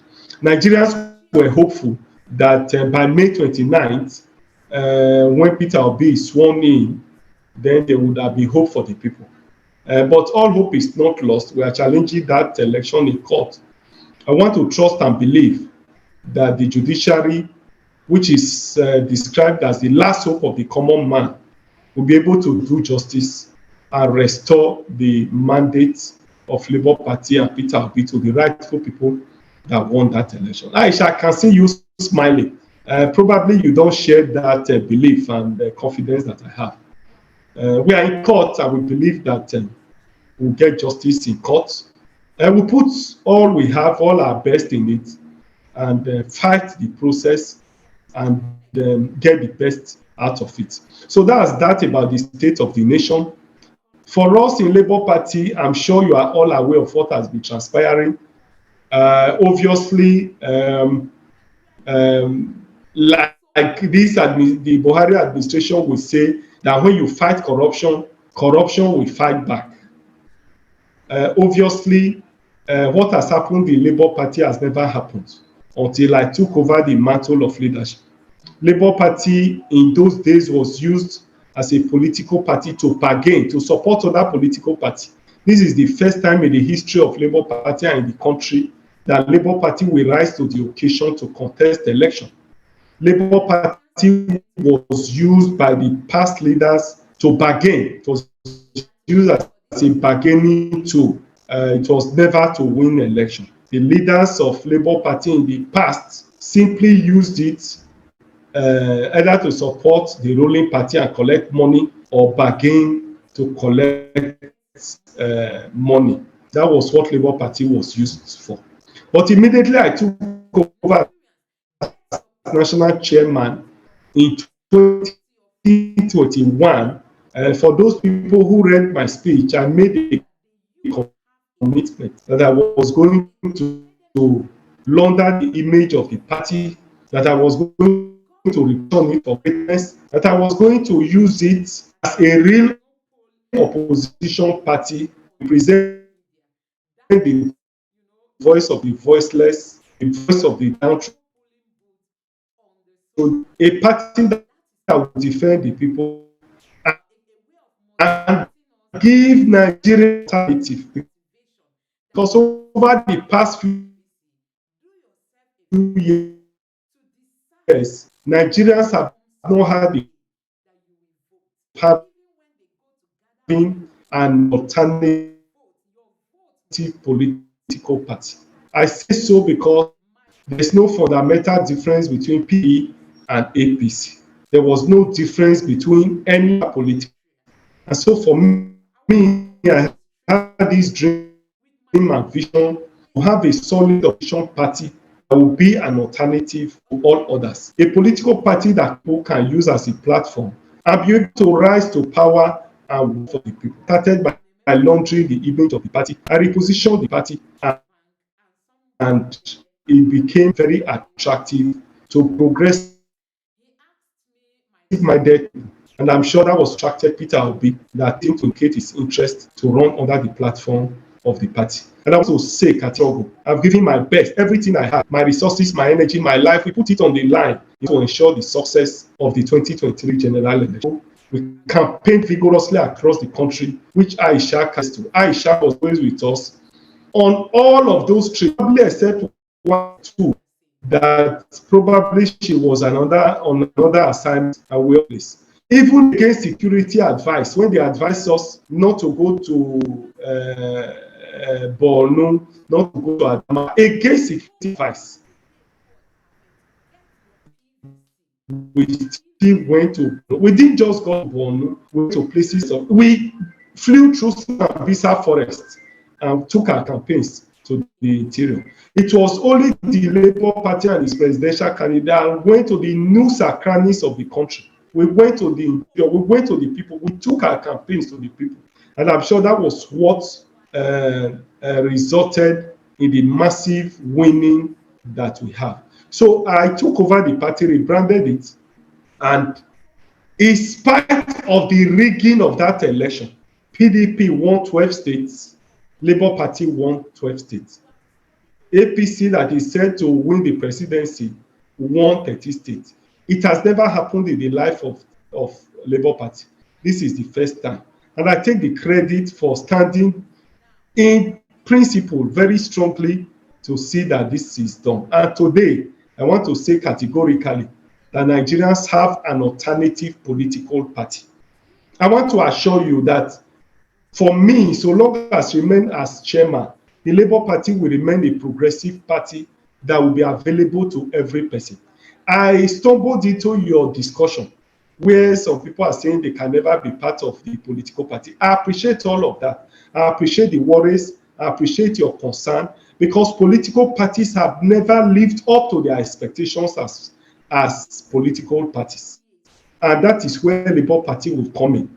For those of you who still want to sit on the fence and not join the party, you can continue to sit on the fence. But I want to assure you that within the next few months, by the time you see what you are going to do with the National Assembly, you see quality representation, quality advocacy, standing by the people and remain principled, then of course, I'm sure that a lot of you will have a rethink.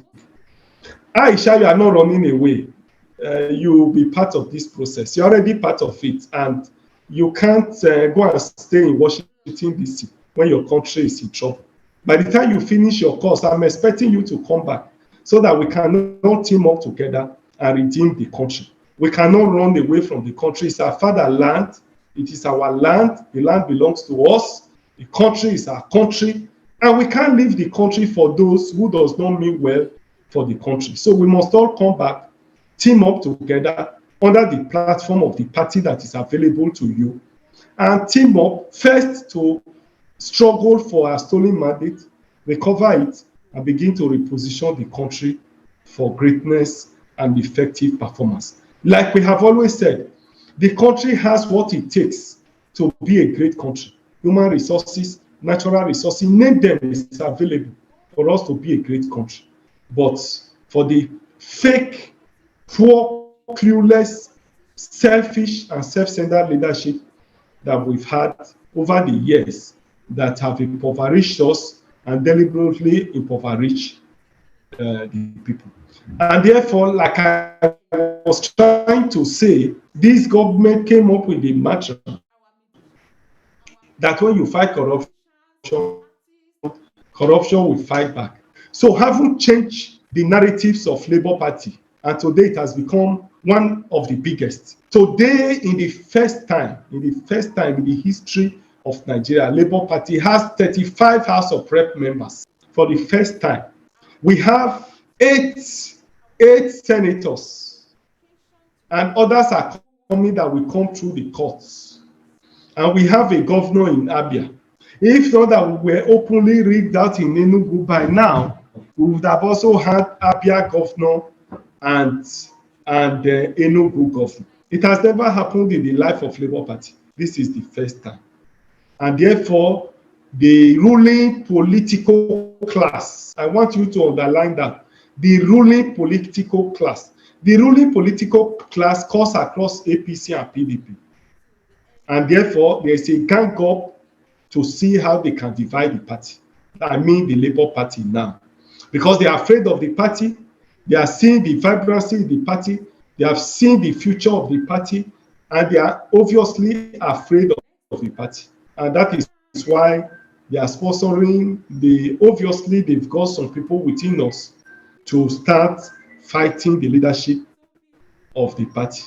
And this is all the melodrama that you see, the ex-parte court order that was granted, and so on and so forth. Ordinarily, that ex-parte order ought not to be granted in the first instance, because ex-parte order is an application that you hear from one side, from one party, and therefore it does not represent fairness, and so on and so forth. Ex-parte order ordinarily are deployed only when the property, we call it the Rex, is in danger, is in threat. And you only give it to people who have a legal right. You don't give it to people who have no legal right to the Rex. No.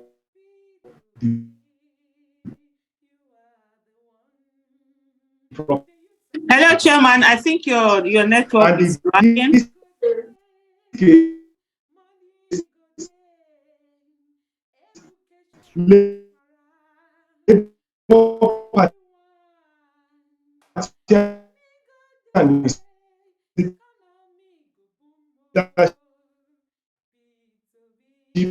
Is the Rex, is the property. Chairman, can you hear me? We are unable to hear you very well. The time that order was granted was under my leader. Okay. Well, can you hear me? We couldn't hear you very well.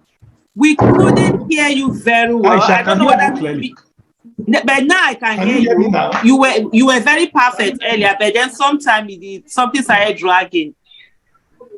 Yes, but can you hear me now? Yes, I can hear you now. Yes.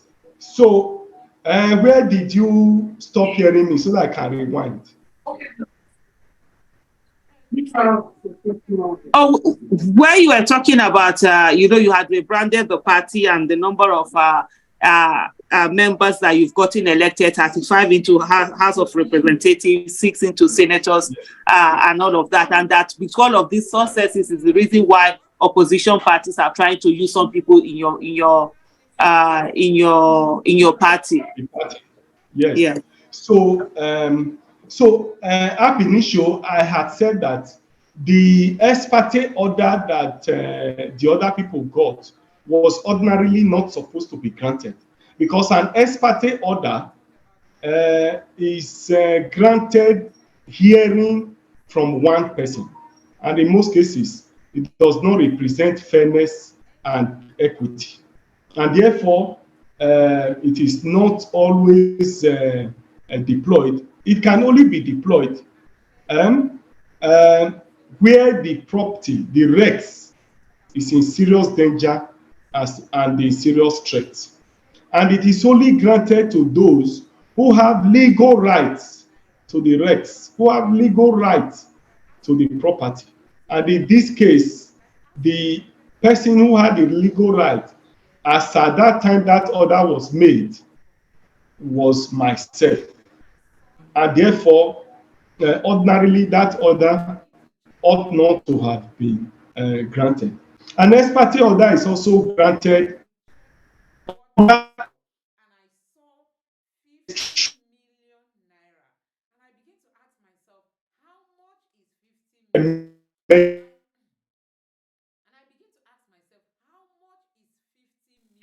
Yeah, it's happening again. I think the network issue is happening again. So I don't know whether Chairman probably might go off and come back in again, because sometimes that seems to rectify the whole thing. And please, if Judy is hearing us here, can you please reach out to them? Maybe Chairman needs to drop off and come, because we're hearing him perfectly until a few moments ago when he started acting up. Nothing urgent that would have made judge granted it, and you clearly. You seem to break. We hear you clearly, then it goes off, and then we come back again, and then we are not. Okay, go ahead, Chairman. Let's see. Okay. If you can hear me now, then I can. Yes, we can hear you now. I can hear you now. Okay. You know, nothing works in Nigeria, definitely. So probably the network too is having its fair share of the incompetence and a lot of things that doesn't work in the country. And so they had it anyhow. And so what we did was to raise objection to that preliminary, to that the entire process, that it was unlawful and that the court did not have jurisdiction. So that the court didn't have jurisdiction to hear it. It was that ruling that was. Can you still hear me? Yes, so it was that ruling that was taken yesterday, where the court assumed jurisdiction, and these people decided to misinterpret it, misrepresent it deliberately, and said that I have been suspended. And I want to say it clearly here that nobody has suspended me, no court have suspended me. The constitution of Labour Party is clear as to how you can remove a national chairman and also have another national chairman represented. But however, that judgment, the ruling, our papers are ready. We have filed our notice of appeal, and we are going to appeal that judgment. So we are back on stream fully. By Monday, I have assumed all my duties, and continue to do what we need to do for the party. Be in court. I'm sure you'll be following how they are fighting the court cases. I'm sure you are seeing the comments of the other people who said they are Labour Party. Yes. And also we've seen the comments of some of them saying that TINUBU should be sworn in and all of that. Isha, one of the reports that I did read was where Mr. Lamidi Apapa said that the lawyers to the presidential candidate should report to him, and you know, so these are some of the things that people have been worried about. What is where do the court case rest in? Where was the fate of the petition? No, I think that whatever Apapa is saying and that group should not be taken seriously. Should be simply disregarded and treated as a trash. Obviously, they didn't recruit the lawyers, and they are not the leaders of the party. You can see the arrogance. You can see the manner in which they have. Even today, the so-called other group are calling for the arrest of Peter Obi and the others. I'm sure you've not seen that video. Today, it was a trending video today that they did, that Peter Obi and co and us should be arrested. So, but that's where we are. I must assure you that there's nothing to be worried about. There's nothing they can do about the court case. We are there. We're in the tribunal. We remain there. I'm always there. I was there last week. I'll be there by Wednesday. If they come to that court on Wednesday, I will meet them fire for fire in the court there. Our lawyers are ready. We have filed all our papers. We are determined to confront this struggle. Of course, we didn't also expect that we'll get to this level without a challenge. But it's unfortunate that the challenge is coming within us. But obviously, it's time for us to separate the wheat from the chaff. Aisha, you know what we went through even with party members in trying to get certain things done. Aisha, you were part of this process. You knew what we even went through, even with party members during the campaign, in terms of candidate, how people were struggling to make money. And you were struggling to see how we can campaign, put resources together to get things done. You saw how some party members were stealing the money. They were not interested in the victory. And obviously, we must separate the shafts from the wheat. And luckily enough, these ones have separated themselves, and they will be treated as such. So generally, I want to assure all those that are listening to me, that the court case is on. Nobody can withdraw it. Nobody can do anything to it. We will be in that court live. And I want to assure you that we'll get to Supreme Court on that matter and reclaim our mandate. For the leadership of the party, I'm here. I stand gedegbe, as they put it. I'm here, I'm unmoved. If they challenge us, we challenge them. If they fight us, we fight them. If they go to court, we go to court. If they get court order, we get court order. If they fly in the sea, if they fly in the air, we fly in the air. If they go on the ship, we go on the ship. We are ready to confront them, obviously. So let me assure you that there's no cause for alarm. We are equal to the task, and we are ready. Let me appreciate all of. Thank you so much, Mr. Chairman, on that. And I do totally agree. And that's one of the reasons why we keep talking to people, like when it comes to being part of, being in the party itself.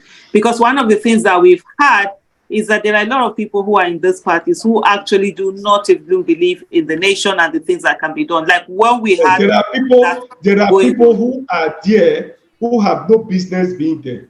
Yeah, true. And we had thought that with Peter Obi emerging as president, then we begin the process of reforming the party, because political parties itself requires reformation in the country. Nothing works in the country. And so that's where we are. We take it from there. So we are expecting, I urge all of you to join the Labour Party. You can't stay outside and be clamoring for change. We all must team up together, be together, and be able to drive this change. So I urge you to be part of the struggle. For those who still feel that they want to tarry a while, you can tarry a while, but I can show you that under my leadership, we are going to do things properly. And we are going to provide leadership by example. Aisha, you know now that has been my mantra. Like I said, we should not just profess what we believe in. We should live it. We should provide leadership by example. You know, so that's where we are. You can see that we have seamless primaries in Kogi, in Bayelsa, and even in Imo. You know. So thank you so much, Chairman, for that. I think I'll just to mention to people, if you want to ask questions, please kindly raise up your hand. Let's begin to take in. Okay. I think. Okay. Dudu, can you read out those questions, please, for us? It's quite, because I'm using the phone, it's quite difficult moving it from chat to this thing. Let's have the questions, and also anyone here that wants to ask the question, please kindly raise up your hands. Okay, Okam Magbai has raised up her hand. Dudu, are you able to read that question to us now? Okay. Let me see. Oh, Dudu. Okay, I might not. Let me see what's happening. Yes, you are a co-star now. Go ahead and unmute yourself, please. Okay. Good evening, everyone. Kam Kobi Anadu on YouTube is asking that Chairman should please comment on the LP Imo Guba candidate. I don't understand. Yeah, but that's not what we're talking about today. How is he commenting on a candidate? Okay, and then that aside, then there are still a number of people asking for the registration links to become members of the Labour Party. Registration link. Yeah, okay. So registration link. Do we have any now they can send in? So we put our song here and also on YouTube. The last time actually we were supposed to get those in. So I'll take responsibility for that. I didn't follow up on that. So Dudu, please, will you help us follow up on Chairman to get the links that people need to do to get for registration? There was also before Chairman came in, Chugoze did talk about the fact that sometimes when people register online, it doesn't get to the word. So there's no how do I put it? linking between the online registration and people at the world knowing that you are actually members. So that also needs to be worked on. Yeah, so go ahead, Dudu. Any other question? Not at the moment. I'll keep sorting through. Okay, fantastic. Thank you so much. So let me come back to who was it that raised her hand now? Yeah, let me get. Okay. Oka Mangbayi, go ahead, please, and unmute yourself, and then we come to Ike, Aloze, Fanny, and then Emmy. Thank you so much, Mr. Chairman. It's good to have you on the space right now, and I'm glad to hear all of that you said. My humble question would be, this man, Apapa, who was he before this time? And from all the videos we see online on social media, it looks as if he's a mold from the APC, because there's some videos making round that he was found, he was seen together with the president select during one of their rallies. I really want to know, was he part of the Labour Party before now, and what role was he occupying? And why I don't know, why would the courts give him that kind of free hand to want to meet the legal team of a Labour Party? As what? This is really ridiculous. So I don't know how you guys are trying to address it, but it's becoming like something like the thorn on the flesh on most people in Nigeria right now, especially some of us who are out here. We want to know if you have a concise way you want to deal with this guy, and he's the so-called Secretary General of the Labour Party. I don't know what that guy is, Dr. Somebody. I don't even want to know his name. Please, is there a clear-cut way of handling those people? Okay, thank you. Is the team, are the lawyers really going to meet with him? Because he's asking for the team of lawyers who are standing in for the Labour Party at the court to meet with him. Thank you. Thank you so much. Let me take more questions before our chairman would answer that. Ike, you are next. Please kindly unmute yourself. Ike, yeah, go ahead. Okay, good evening. Good evening. It's a pleasure being with you on this space. And Aisha, it's a pleasure being with you also. And Mr. Chairman, it's also a pleasure being with you tonight. I'm speaking from Germany. And though I was in Nigeria during the election time, and I saw what happened firsthand. Now, I'm from Imo State, and my question now comes for Imo State. Now, we saw what happened in Imo State during the governorship, which there was no governorship election, but House of Assembly election. Now, we saw that in Imo State, there was, in fact, to me, I think the results were written in the governor's office. So what are the LP candidates doing on ground to match this Hope Uzodima's criminality in Imo State, to matching bomber to bomber, to make sure that it doesn't hijack the election in Imo State and then arrogate everything to himself as he did in the National Assembly? Because I felt that the LP in Imo State during the National Assembly, the House of Assembly election, they were very, very lousy, because I couldn't understand how they could not win one assembly seat. It is not becoming, because I know that Imo State is 100% obedient. Thank you very much. So I just want to know, what is their plan for this governorship election? How are they going to match Thank you so much. One-on-one? Yeah, I think we've gotten the question down. Thank you so much, Ike, for that. We'll quickly move to Aloze so that we get these questions together and Chairman will be able to answer them. Thank you. Yeah, you're welcome. Aloze, yeah, go ahead and mute yourself. Yeah, good evening, man. It's a pleasure to be here once again. I hope you can hear me. Yes, we can hear you. Yes. All right, good evening, Barrister Abure. Let me meet you once again. It's a pleasure too. Good evening. It's a Uh, pleasure. Thank you so much. I hope you can remember me, Barrister. Probably. Yes, with Dr. Kenneth Tokunkwa when we brought him to Labour Party. Well, And yes. I led the delegation, yes, sir.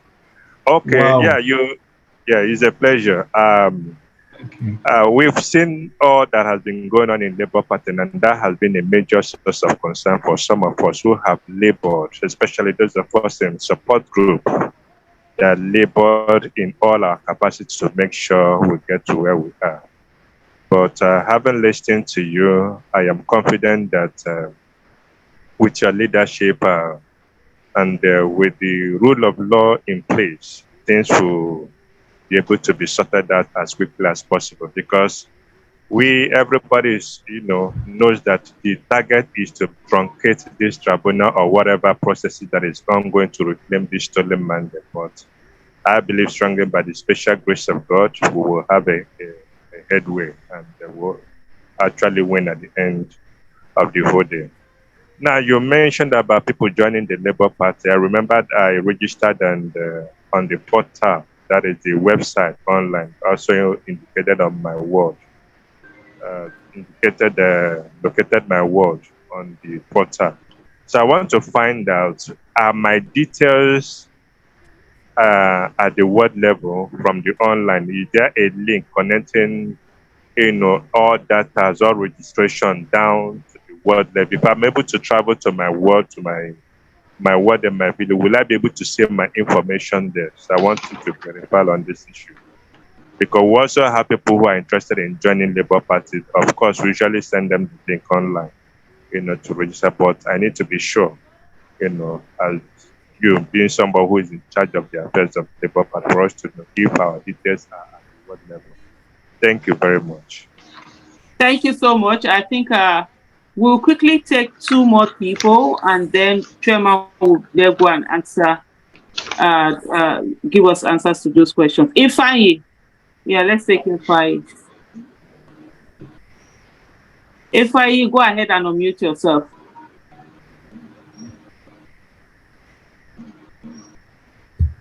Go ahead, Ifeanyi. Can you hear me? Yeah, we can hear you. If you can put on your camera, please, that will help. It helps us to be able to see.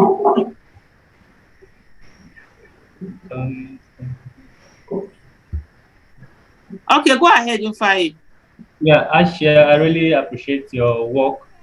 You're really doing a great work, and posterity will remember you for your effort in bringing the change that is truly needed in Nigeria. And Mr. Chairman, I congratulate you a lot. I know it has not been easy. After the rigorous procedure and movement after the election, and now going for the courts, and now some Rhodians are coming in, rascals, to distract you from going along with our president to reclaim our mandate. So I know in politics it's always like that. So don't be deterred, don't be discouraged. You need to be strong and fashion out ways how to fumigate these big rats that are coming in to destroy the files in Labour Party. So I want to ask, this Babalawo Apapa, has he ever been the next in command after you in Labour Party?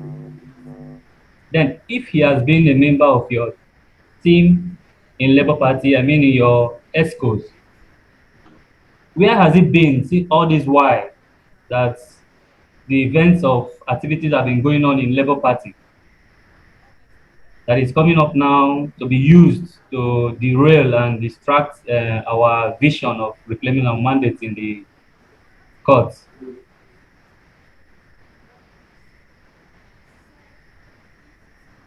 Thank you so much. I think there are new hands that have come up now. The other one has dropped off. So I'll call on Chairman to please go ahead. And I'll call on Chairman to please go ahead and answer some of these questions. I have them written if you need me to I No, think I the have last them. question and the first one, they are almost the same. That is talking about who was Apapa before now, what position did he hold, and where was he all this while? Thank you. Yes, I have all the questions. Well, thank you once more, Aisha. Yes, I would like to start from the registration. That is also linked with part of the comment that was made by the last speaker. Like I said the last time we were here, we have developed an app which we were to share on this platform. We actually wanted to carry out membership revalidation exercise. Were it not for this distraction from these people, would have been up and running by now. But we'll share the link. Aisha has taken the responsibility that she will liaise with me and ensure that she gets the link so that we can share it. Somebody asked about whether the registration done online is linked to the ward. Yes, all those registrations that you've done in the past is linked to the ward. So they are domiciled in our back end, but whenever we have any activity to carry out at the ward level, we simply update it and send those registers to the ward. So it is at the ward level. Yes, who was Apapa?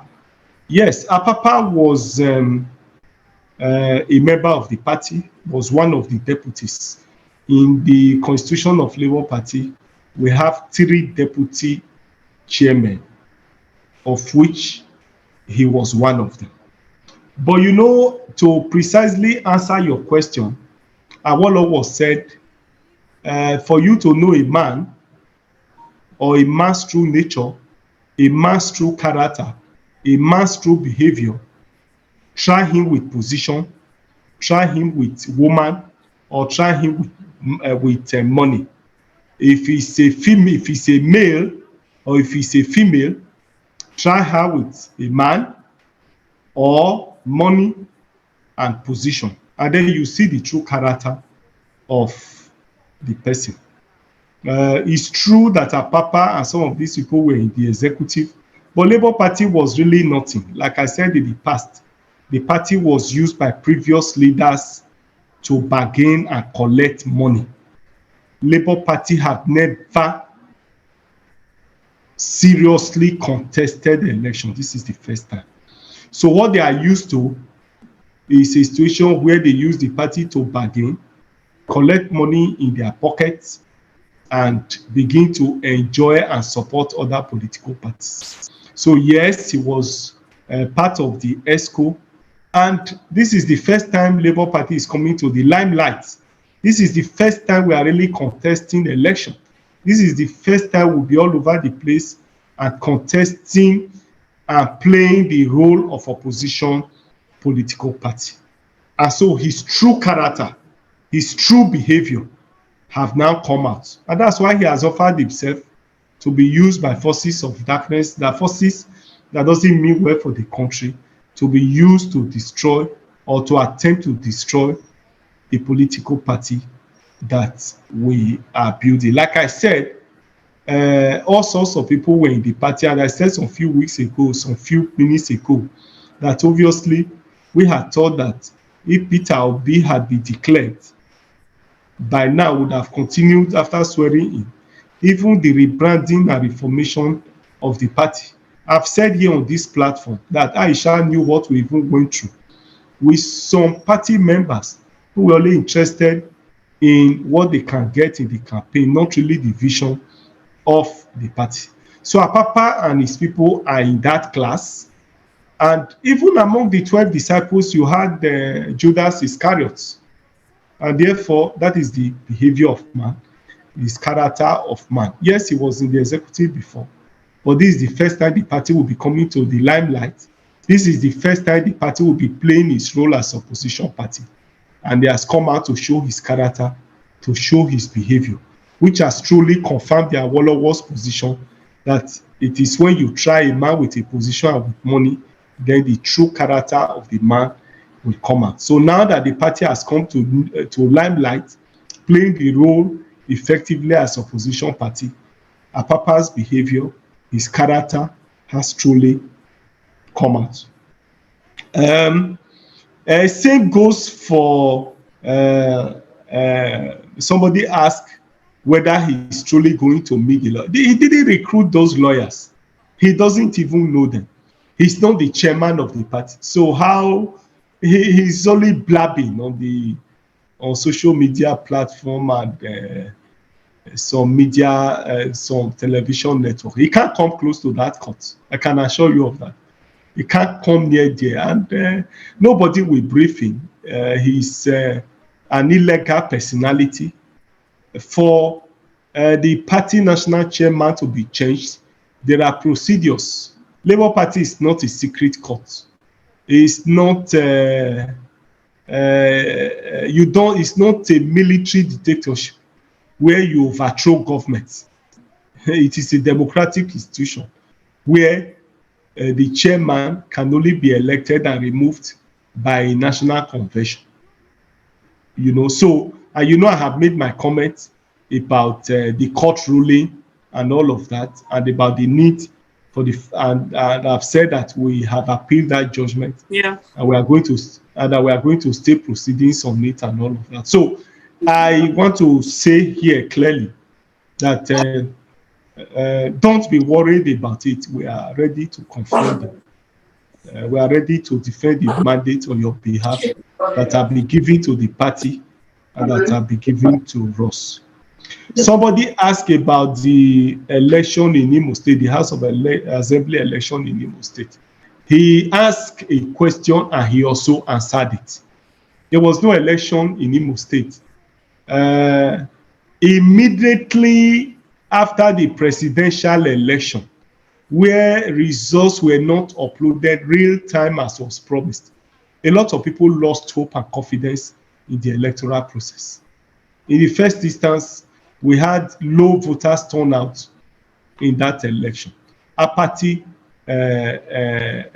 took over, and governors across the country, not just Imo State, manipulated the election and rigged the House of Assembly election and governorship elections across the country. You saw what happened in Adamawa, how INEC made a somersault, and because a national electoral commissioner was brutalized by the governor or by government officials in Adamawa State. The same scenario that played out in Adamawa State was also what played out in Enugu State, where Labour Party was clearly winning with over 30,000 votes, and the governor went to his local government and produced from one local government result that upturned the entire results. And from the demographics, from the total number of voters registered in that local government, is not up to 5,000 registered voters who have collected their PVCs. And you got result of over 30,000 votes from that local government to obtain the result of all other local governments.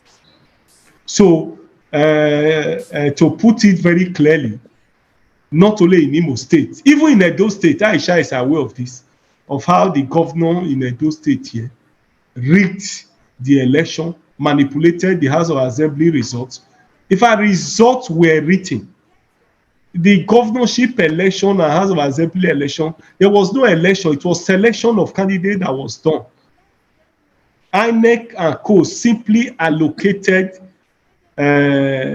results and appointed people to be governors and in the House of Assembly. So there was no result anywhere that you can say was credible in the House of Assembly election. So it's not only peculiar to Imo State. It's what played out generally across the country. And that is why the 2023 general election, like I've said, have taken us back to the dark ages of our electoral process.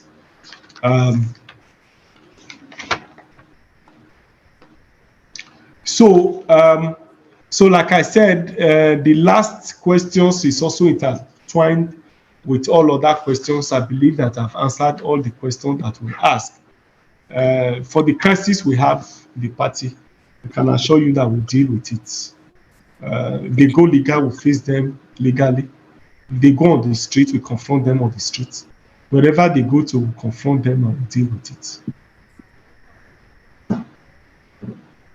Thank you so much, Chairman, for that. There are quite a number of hands that are up here. I think the next one is Peter. So let me we have Peter, Ikenna. Okay, Emmy Ethos is back again. Emmy. So Peter, kindly go ahead and unmute yourself, please.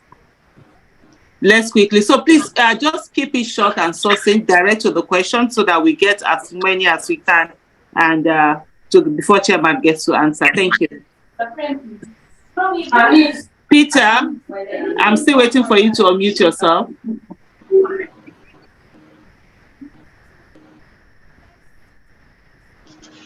Hello, can you hear me? Good evening. Yeah, I can hear you now. Good evening, Chairman. Thank you so much. Good evening. Please, I commend all your effort. I will just go straight to the question I have. This so-called Apapa, please, I want to ask. If from what you said here, that he has been the national chair, but all along in the campaign, especially the presidential campaign, that from what you said, everybody saw you people move around the nation. Was he part of the campaign? Was he part of the mobilization? He was never part of the campaign. We didn't see him in the campaign. Was there an issue before this time that possibly was he on suspension? Was he on any disciplinary action? Then the question I will ask is that if there was any of such disciplinary action, was he followed to the end? If it's something of any offense he did, was he followed to the end that if he warrants expelling him, that he would be expelled from the party? Because these are actually the moves that are causing this confusion in the Labour Party. This is the first question I have. The second question I have is this. Issue with the allegation for forgery. Even when somebody commits any kind of crime, I'm not a lawyer, but the little I know is this. Every accused remained innocent until proven guilty. And I also remember that it has been ruled that nobody will take away somebody's position based on mere allegation until it is proven in court that so and so person is guilty. So how come court granted on the ground of what do you call it, ex parte order, granted order? And from all I know, ex parte order doesn't last more than 7 days. How come they are still standing on that ex parte order to continue claiming that you are suspended? Thank you. Thank you so much. So we'll quickly take more questions so as to enable us to cover more grounds. So let me go to the next person here. We have Ikenna. Go ahead. After Ikenna, we have Emmy. So Ikenna, please go ahead and unmute yourself. Okay. Thank you very much, Aisha. Thank you so much for this opportunity to be part of the program. And Mr. Chairman, thank you very much. I'm really excited to be speaking with our leaders. I have two ways of questions. One is in terms of observation, and I will also ask one or two questions. My observation is this. The Labour Party, when we, the youth, joined this movement, it's as a result of essential change that we want. And as youth, we are not bereaved of what is going on in the Labour Party, the Apapa saga and every other thing. We know what the main purpose is. And what we, the youth, have also clamored with bad leadership in Nigeria is with regards to proactiveness when it comes to information dissemination. There's always loopholes with regards to how government relates to the people.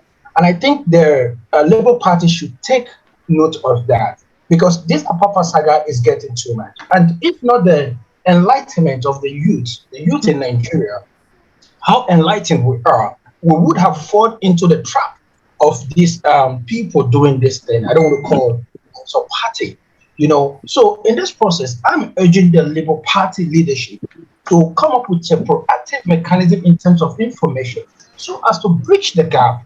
Always communicate to the youth. We are well enlightened. I don't know, some of us may have forgotten. Yakubu, the IBEC chairman, when he went to Chatham House, he made a comment.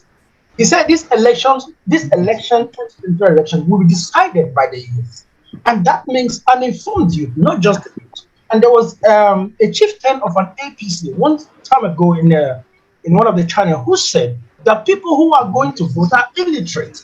But little did they know that no, it is no longer illiterate that are taking up the voting pattern in Nigeria. It's educated youth. And I'm urging the Labour Party leadership to come up with a communication mechanism. The Apapa saga is getting too much.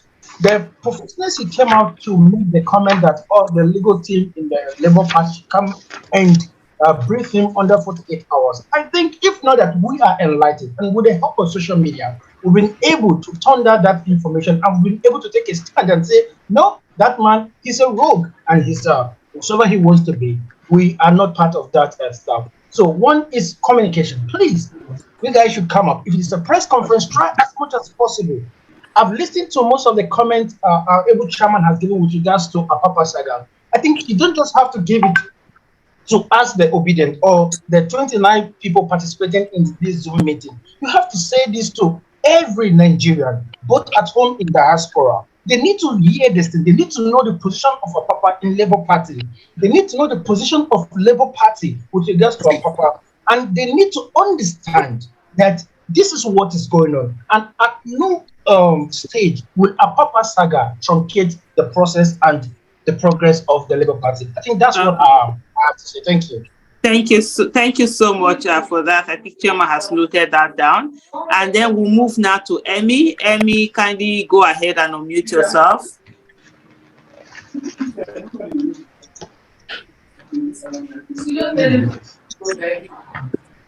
Emmy, go ahead and unmute yourself. Otherwise, Henry, if you are on, go ahead. Henry, go ahead and unmute yourself, please.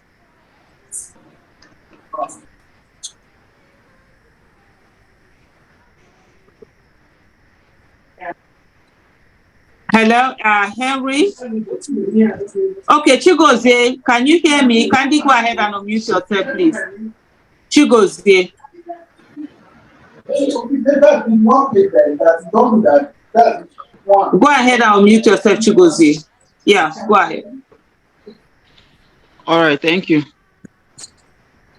So, I think I missed some part of the conversation, but let me start by appreciating our chairman for all he has been doing and for standing by the party, and for most importantly standing by our candidates who we really gave our mandate. So we are right behind you and we are supporting. We'll keep supporting no matter the process and how it's going to be. We are behind you and we'll give you all the support. So, but I think I really want to ask two questions. The first one is concerning the Labour Party registration. We have a lot of people that want to, get involved with the Labour Party and be card-carrying members of the party. So, but then they've gone on the website to register as members of the party. But when they go back to their wards, they are not identified as members. It looks like the registration they did is not valid. So probably we've noticed that there is no way they have been recognized by their ward chairman. So I think I want to suggest that what is being done about that. How can we register on the platform, on the website, and be recognized at our level? Is there a way the Labour Party can make the payment of dues possible online so that people can pay or remit their dues online? So that I think to make it easy for people for the membership process, for as many of people, obedience, that want to be part of the party. Then lastly, I think my second question is on the Imo State primary election that happened last month, a lot of controversy is currently going on in Imo. A lot of Obidients are not happy. They are saying they are not happy with the candidate of the party, and I don't know, it's causing a lot of issues. I don't know if that has gotten to the leadership and I don't know how they are going to resolve this issue, because people are really not happy. Can we improve the process of our primaries? There was a screening, but none of the aspirants were screened out, and at the end of the day, we had the same number of aspirants, run on the day of the primary. Can we improve our primary process so that we can, the people's will transcend more in the primary process? Thank you very much. Thank you so much for that. I would definitely say that for the people's will to transcend more, the people would have to participate more. That's something that is clearly very important, that we all have to be mindful of, and that's why we're talking about this registration. If you don't participate, they will keep putting in anyhow people that they want to get in there, and then you're forced to now work with what has been put forth by the party. So we need more people in there. Henry, if you can hear me, please kindly go ahead and unmute yourself. If you are unable to, okay, fantastic. You have. Yeah, go ahead. Okay, can you hear me? Yeah, we can hear you. Okay, thank you so much, Aisha. And I want to especially appreciate you and thank you. Dele Farotimi and the chairman of the party. You guys have made us really, really proud. My question is, Dele keeps telling us that the judiciary in Nigeria is extremely corrupt. In fact, he even points out and calls out the Chief Justice of the Federation and singles him out as for honorable mention as one of the most corrupt people. And when I think of the judgment that they gave with respect to Senator Akpabio of Akwa Ibom State and the senator, the Senate president, because these guys contested the presidential election and they maneuvered their way back to the Senate. So my question is, on what grounds did the Supreme Court give that judgment? What kind of technicalities did they use to award them those positions through the back door, even after they were disqualified by virtue of contesting for 2 positions?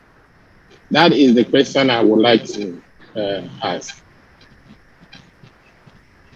Okay, thank you so much. That question is way out of what we are discussing today, because I'll leave it at discretion of chairman to pick it or not. Having said that, the next person is Afam. Please go ahead and unmute yourself. Is that Afam Annie? Yeah, fantastic. Yes. Go ahead. Aisha, good evening. Thank you so much. I want to especially appreciate you for the wonderful work you are doing. Same appreciation goes to Dele Farotimi and the chairman of the Labour Party. I have 2 observations. One is on party organization. I would want the chairman, by the time all the shenanigans are over, to pay very close attention to party organization, especially at the ward level. That's where we start getting it wrong in virtually all the parties. I just hope that Labour Party will be different. You have all manner of characters who occupy party ESCO positions, and these are people that, I'm sorry, but I have to be honest, some of these people are easily compromised by little things that you'll be shocked to hear and know about.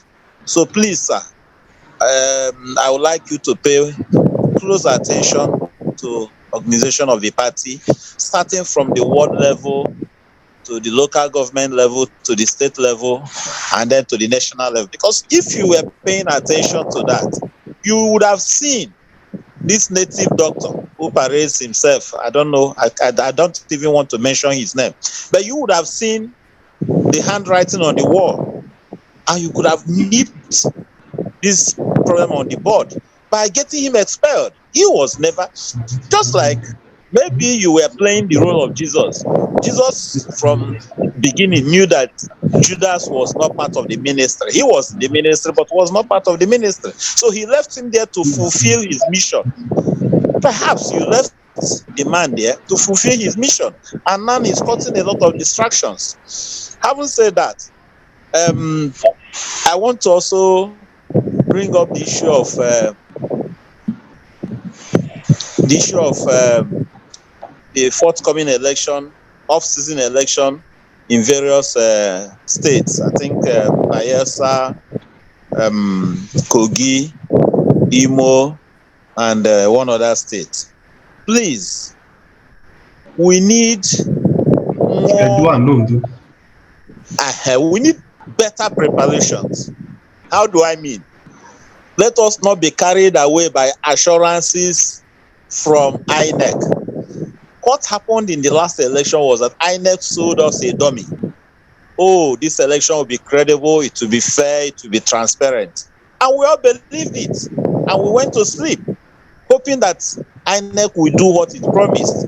If we had started agitating, show us how this election was going to be fair, free, and transparent, perhaps we would have pushed them to the wall and would have seen where they were heading to.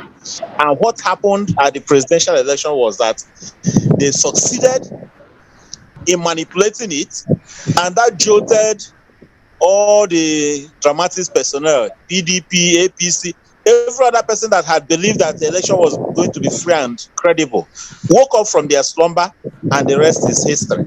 So please, I still want you, let all of us get ready for this off-season election and not be carried away by any assurances or promises by INEC. Let us just assume that it is going to be business as usual and prepare for the rainy day before the rain comes. Thank you very much. Thank you so much. These are the last set of questions that we're taking, and we have two more people to go. Let me see. We have the next person is Osita. Osita, please go ahead. Then we have Ike.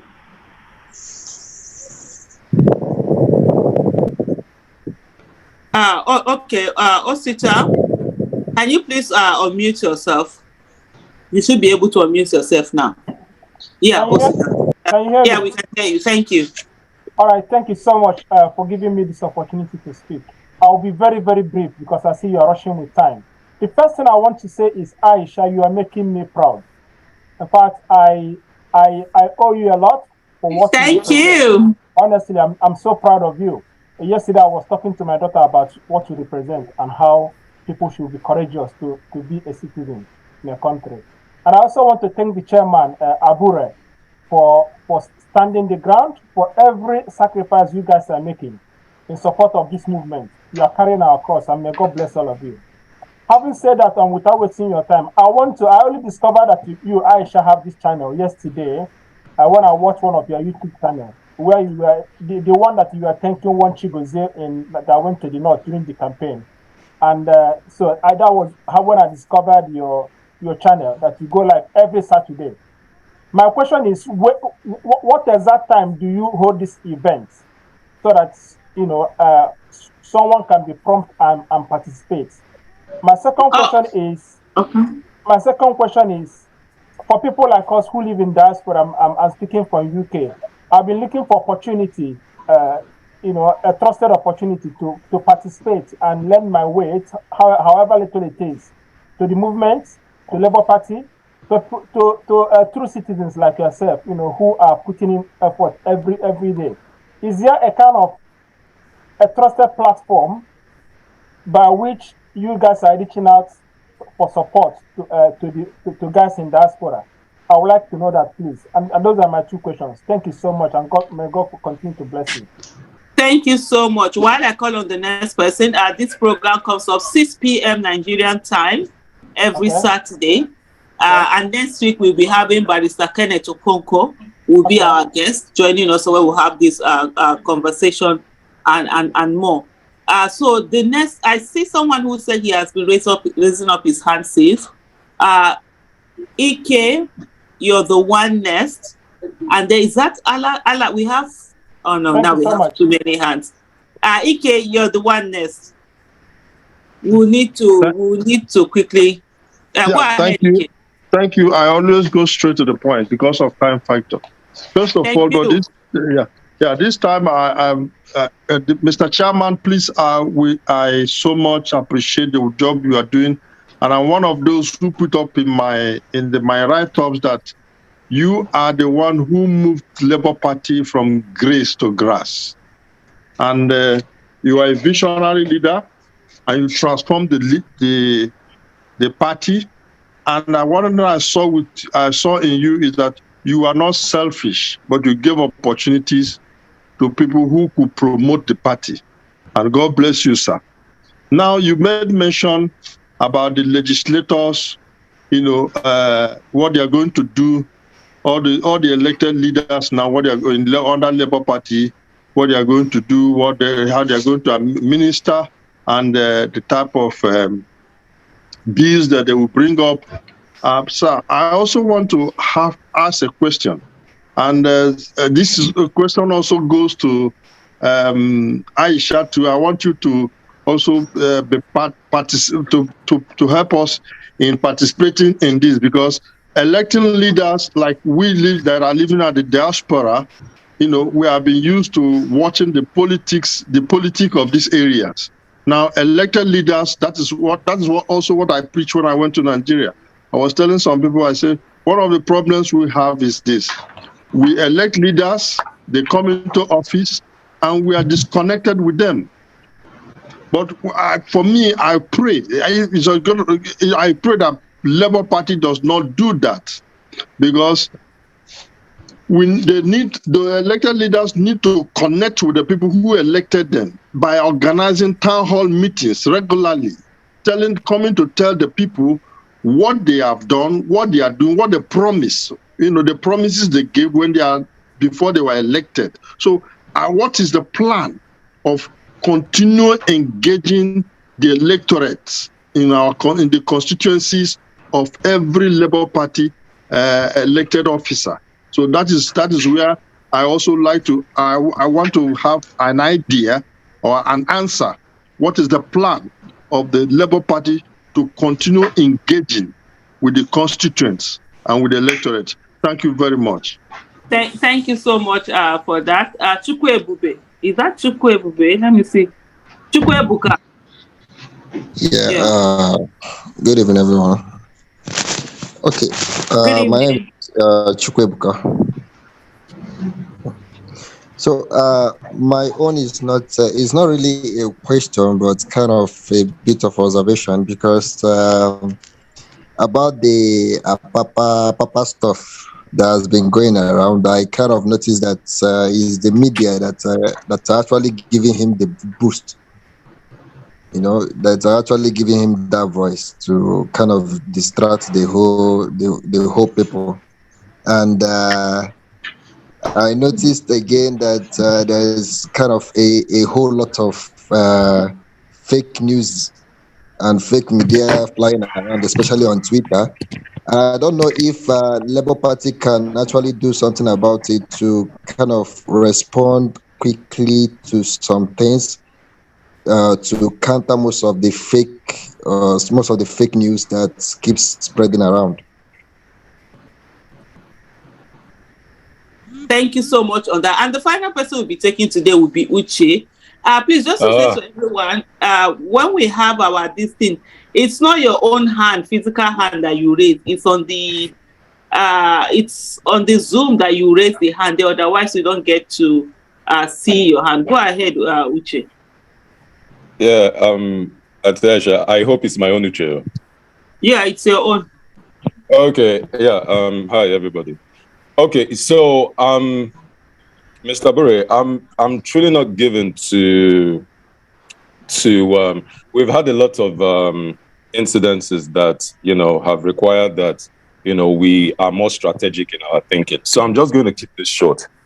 I'm not given to all our proverbs or whatever about Judas and all these things. I didn't catch it from the beginning because I've been you know, meaning to throw this question out if I have the opportunity.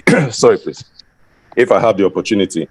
My question is, with everything I've heard, with everything I've heard about the Apapa guy and all that on radio, and it seems like they have a legit claim. And I think you alluded to it just while I joined, that, you know, he was in the party. I heard he was deputy chairman too. And for some reason, you became chairman. So my thing is, why, and I think Afam was the person who hit on the point I'm trying to make here. I think we need to be more strategic. If that was the case, and I'm sure, you know, the party was overwhelmed with everything happening, you know, with Obi coming in and all that stuff. I was just thinking when I heard all this thing coming out, that maybe wasn't there an opportunity for there to have been like a convention to then solidify your position as chairman, you know, because we can't give in to people, we can't hope on people's morals. We can't hope on people like Apapa having, you know, the hearts that, you know, maybe you have. So these things will crop up. So in my head, I'm thinking leadership is about proactive thinking. So my thing is, why did we not take, you know, preemptive measures, which is what Afam alluded to. Then lastly, before I go, I'm a bit worried. This is just a slight segue. I'm a bit worried with all the elected, you know, officials coming into the National Assembly and all whatnot. God forbid we don't win this case. All eyes will be on the Labour Party delegates to the National Assembly.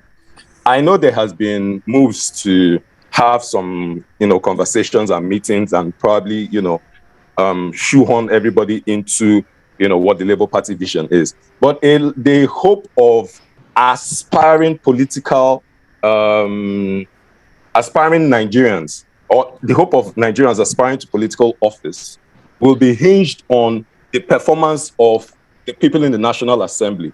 So I hope there is ear pulling and whatever needs to be done at the Labour Party level, which leads to what I, you know, my thing about proactive thinking, so that we're not, you know, hoping that people know how to act like Mr. Apapa, you know. So my thing is, you know, let's try and be a little bit more proactive with the things that we do, and that's just how it hits me from the outside looking in. Thank you very much, Auntie Aisha, and hi, Uncle Dele.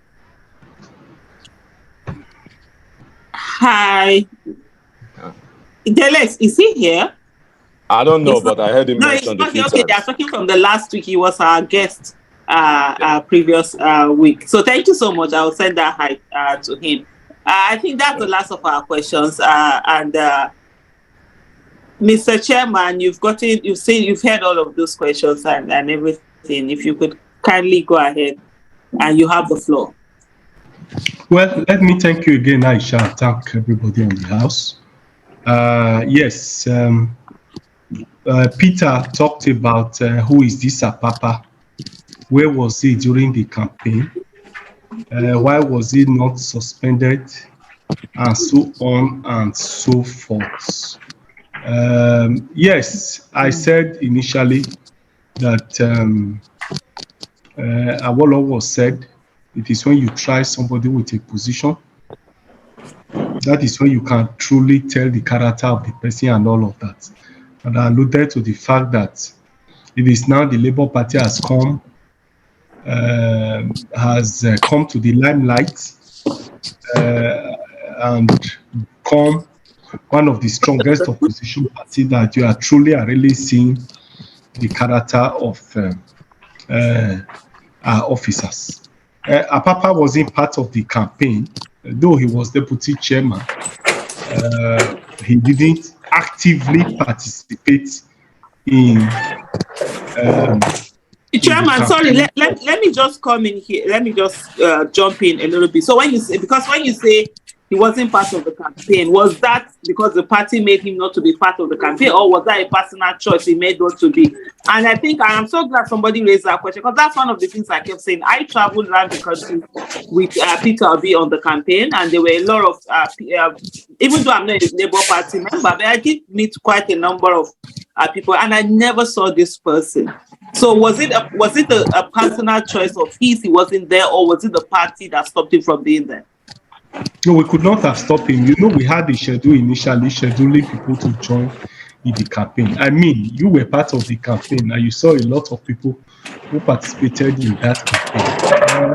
There was no serious interest on his part to participate in those campaigns. That was the truth of the matter. If he had wanted to join those campaigns, probably we may not have been able to feature him all the way, but he would have featured in some of those campaigns. And so probably he had what he's doing now in mind. Probably that was why he didn't actively participate in those campaigns. He equally talked about the fact that we didn't suspend him before now, that would have taken a lot of steps. Well, he didn't behave in such a way that will make us really suspect that that would have made us to suspend him, because you can't just suspend people on mere suspicion. They must have carried out one activity or the other before you can proceed against them. And so this character, he didn't openly display it to this extent, and then and so that was why we couldn't really proceed against Apapa. So that's that about Apapa. But we are just seeing the character now. We are seeing his characteristics, and that's why we have come out openly to really deal with it. It's unfortunate that it's coming this way, but that is the behavior of man. Like I said earlier, even among the 12 disciples, Judas Iscariot was there. Among those people that saw Jesus Christ, one of them still betrayed him. Macbeth also said, the mind's construction cannot be seen on the face. And therefore, there is no way we would have known that our Papa would behave in this manner. But we've seen the behavior, and now that he has behaved in this way, we will obviously deal with it. And I can assure you that we are dealing with it. And we have dealt with it, and will continue to deal with it. The second person who spoke talked about the allegation of forgery, about the ex parte application. All his thoughts are in line. All his assertions are correct. If there's an allegation of forgery, police will investigate and prosecute. And it is only when somebody is found guilty that you can truly say that the person is guilty of those offenses. Nothing of such has been done in respect of this case.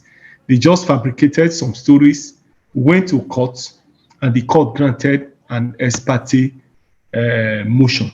You rightly articulated the position of the law the way it is. You claim that you are not a lawyer, but from the way you spoke as if you are even one of us. So your position is correct. An ex parte order, like I said before, ought to be used as a shield, not as a sword. It is only available to those who have legal right to the rex. It is only deployed in extreme emergency. There was nothing urgent about this one. If there's any person who would have been protected by ex parte order, I should be the one, because I'm the one that has the legal right to the leadership of the party.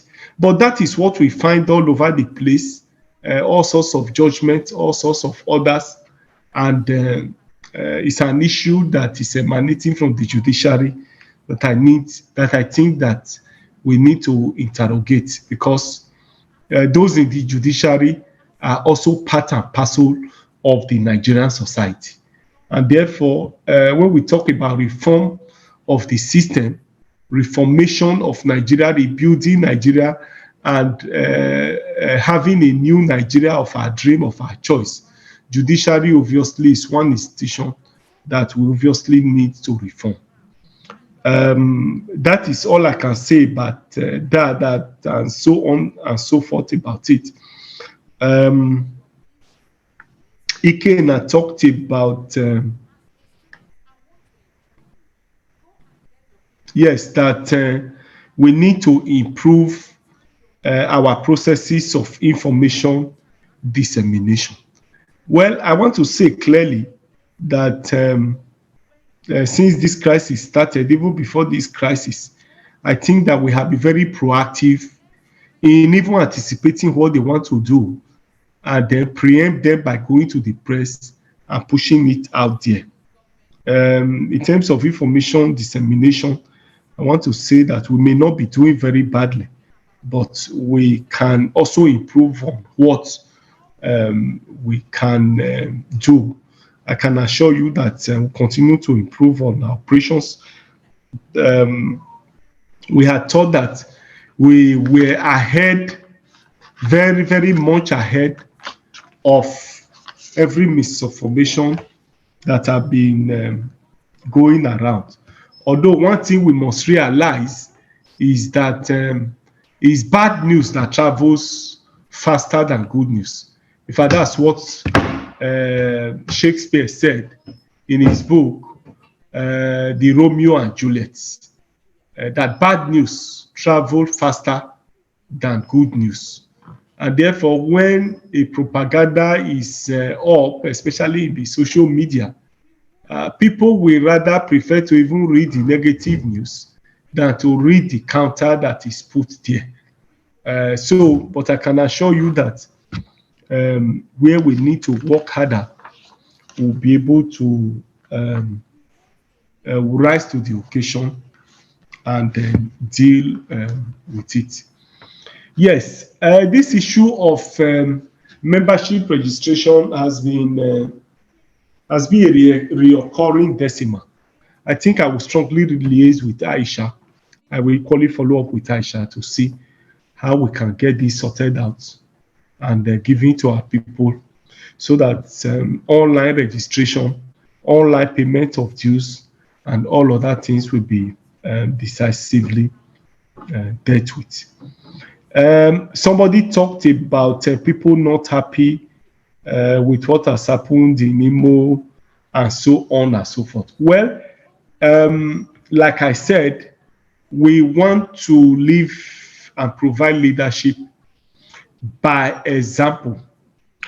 We have quarreled with political parties, especially APC and PDP, that the reason they have crisis is because they don't have internal party democracy.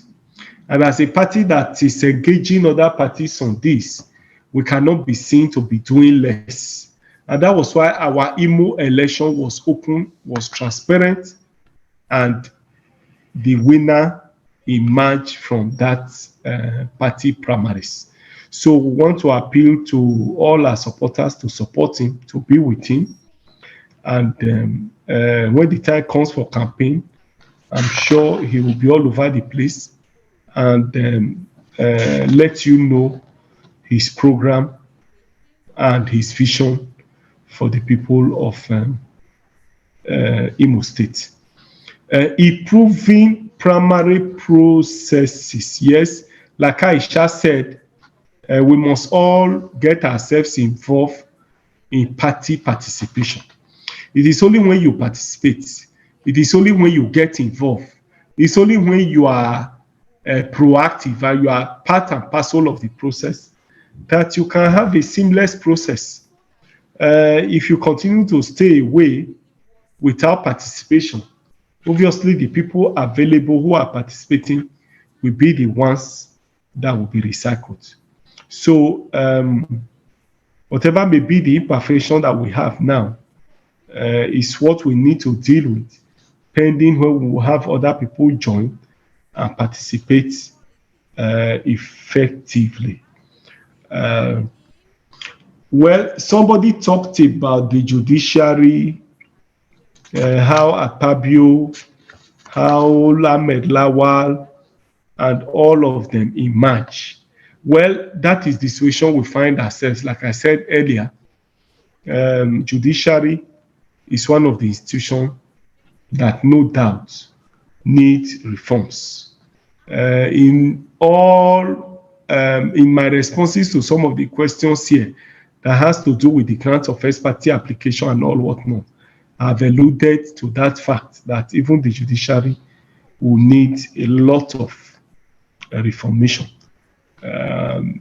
So that is the situation. It's unfortunate that the judiciary has done it this way, but like I said, it's a process that we need to continue to interrogate. And I'm sure that as we move on with our democracy, we may be able to get it right. Ani Akam talked about a party organization, drawing my attention to activities at the world level and so on and so on. I agree with you perfectly that politics is local. Politics is actually played at the world level. And therefore, I have taken the advice, look at it closely, and then see how we can improve the quality of membership that we have at the world level. But if every one of us go and register and participate, obviously, it will increase the quality of leadership that we have at the state level.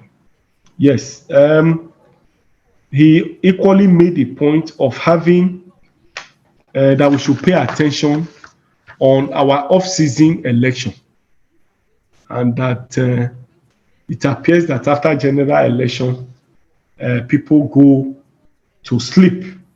He also alluded to the fact that it appears we didn't do much as it relates to defending our presidential election results. Well, recall that this in Edo, Ondo, Osun, Ekiti, elections were electronically transmitted in those elections.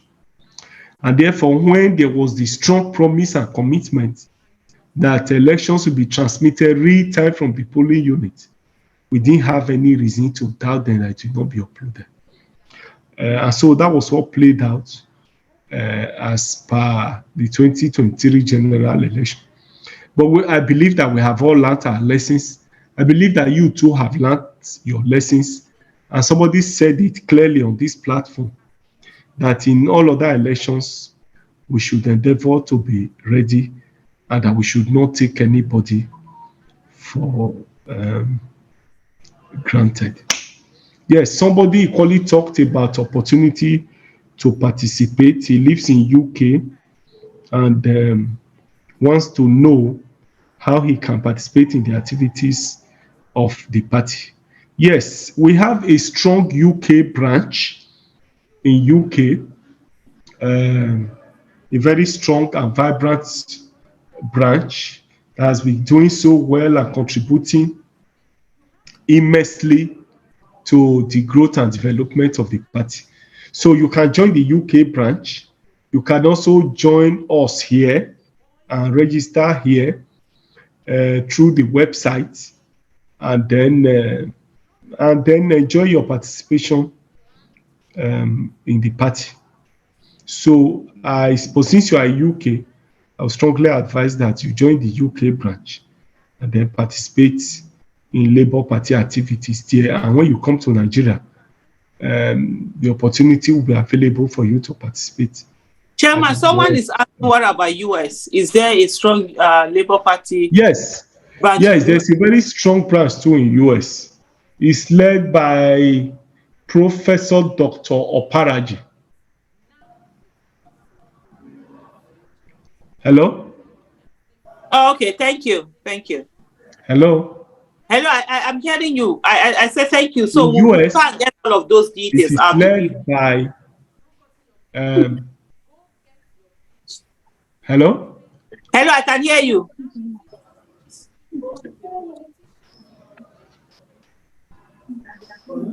Hello, Chairman. I don't know what happened there. Chairman, yes, we heard you, but I don't know what's happening. We can't hear you now.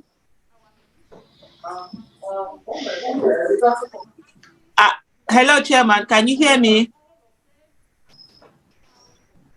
Hello? Aisha, are you hearing me? Yes, I can hear you. Are you still hearing me? Oh, gosh. Yes, I can hear you, Chairman. I can hear Chairman, but obviously he can't hear me. I don't know what's... Or not. I don't call it. We they hear you, Chamo. We they hear you. Yeah, Chairman, we're hearing you. Hello, I can hear you now. Okay, yes, fantastic. Go ahead. Yes. So, yes, we have a very strong branch in US, and it's led by one Dr. Oparaji. It's doing very well. I'll be supporting the party, and the branch in US is very, very vibrant. Yes, somebody talked about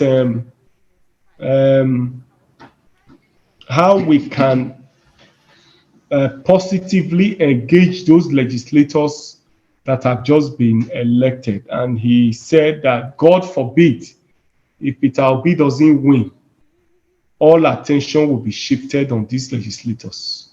I want to say clearly that attention are already on them. And so what we have done at the party level is to constantly engage them. We have had series of meetings with them.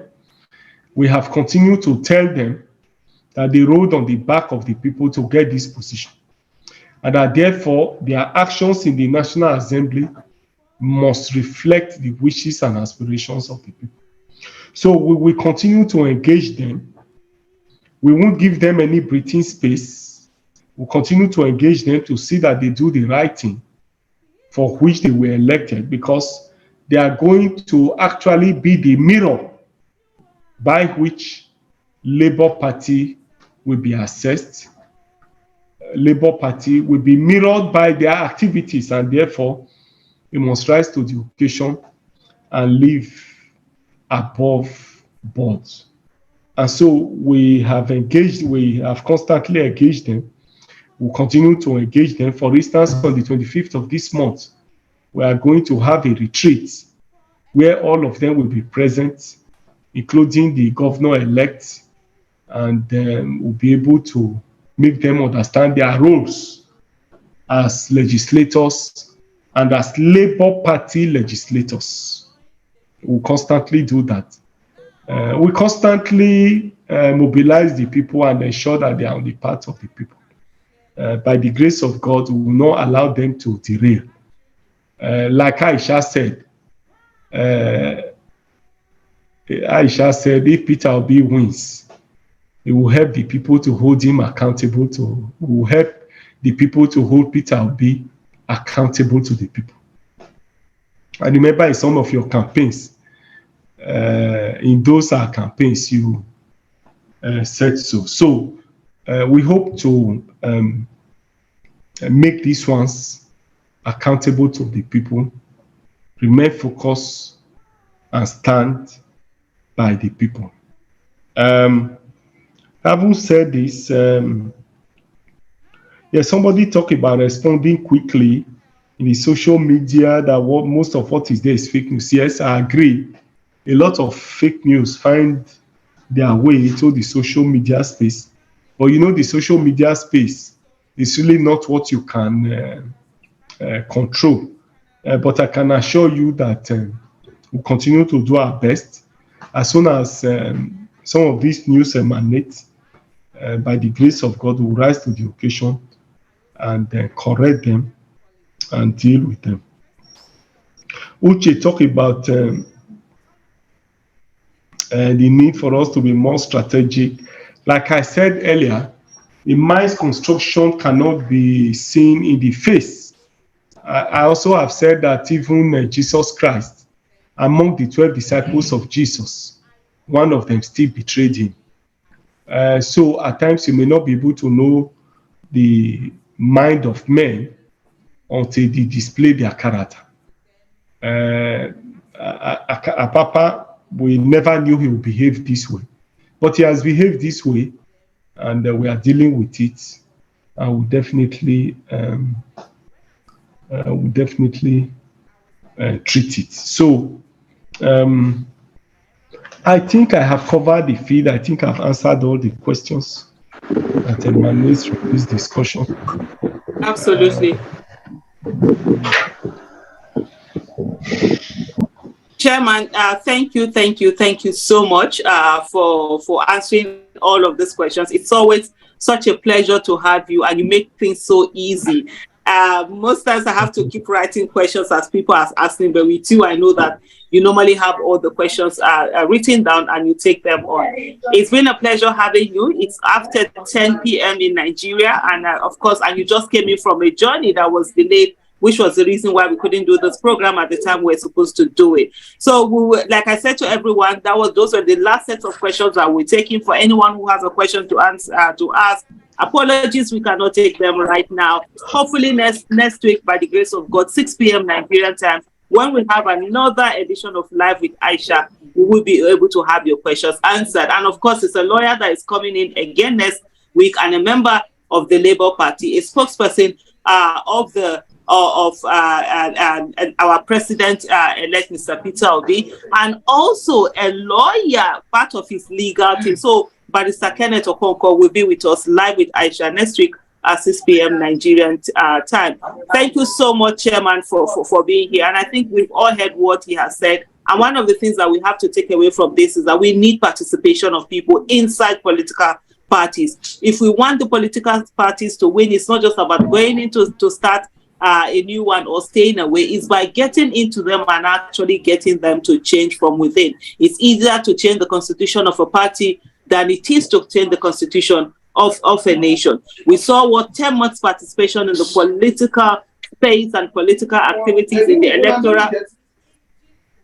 electoral process. We saw what that 10 months did, and imagine what it is if you're able to put in 2 years, a decade, 2 decades, 3 decades. You would surely be able to do so much more. For those of you who are looking at the fact that, oh, why wasn't Mr. Lamidi Apapa detected? Why wasn't he expelled?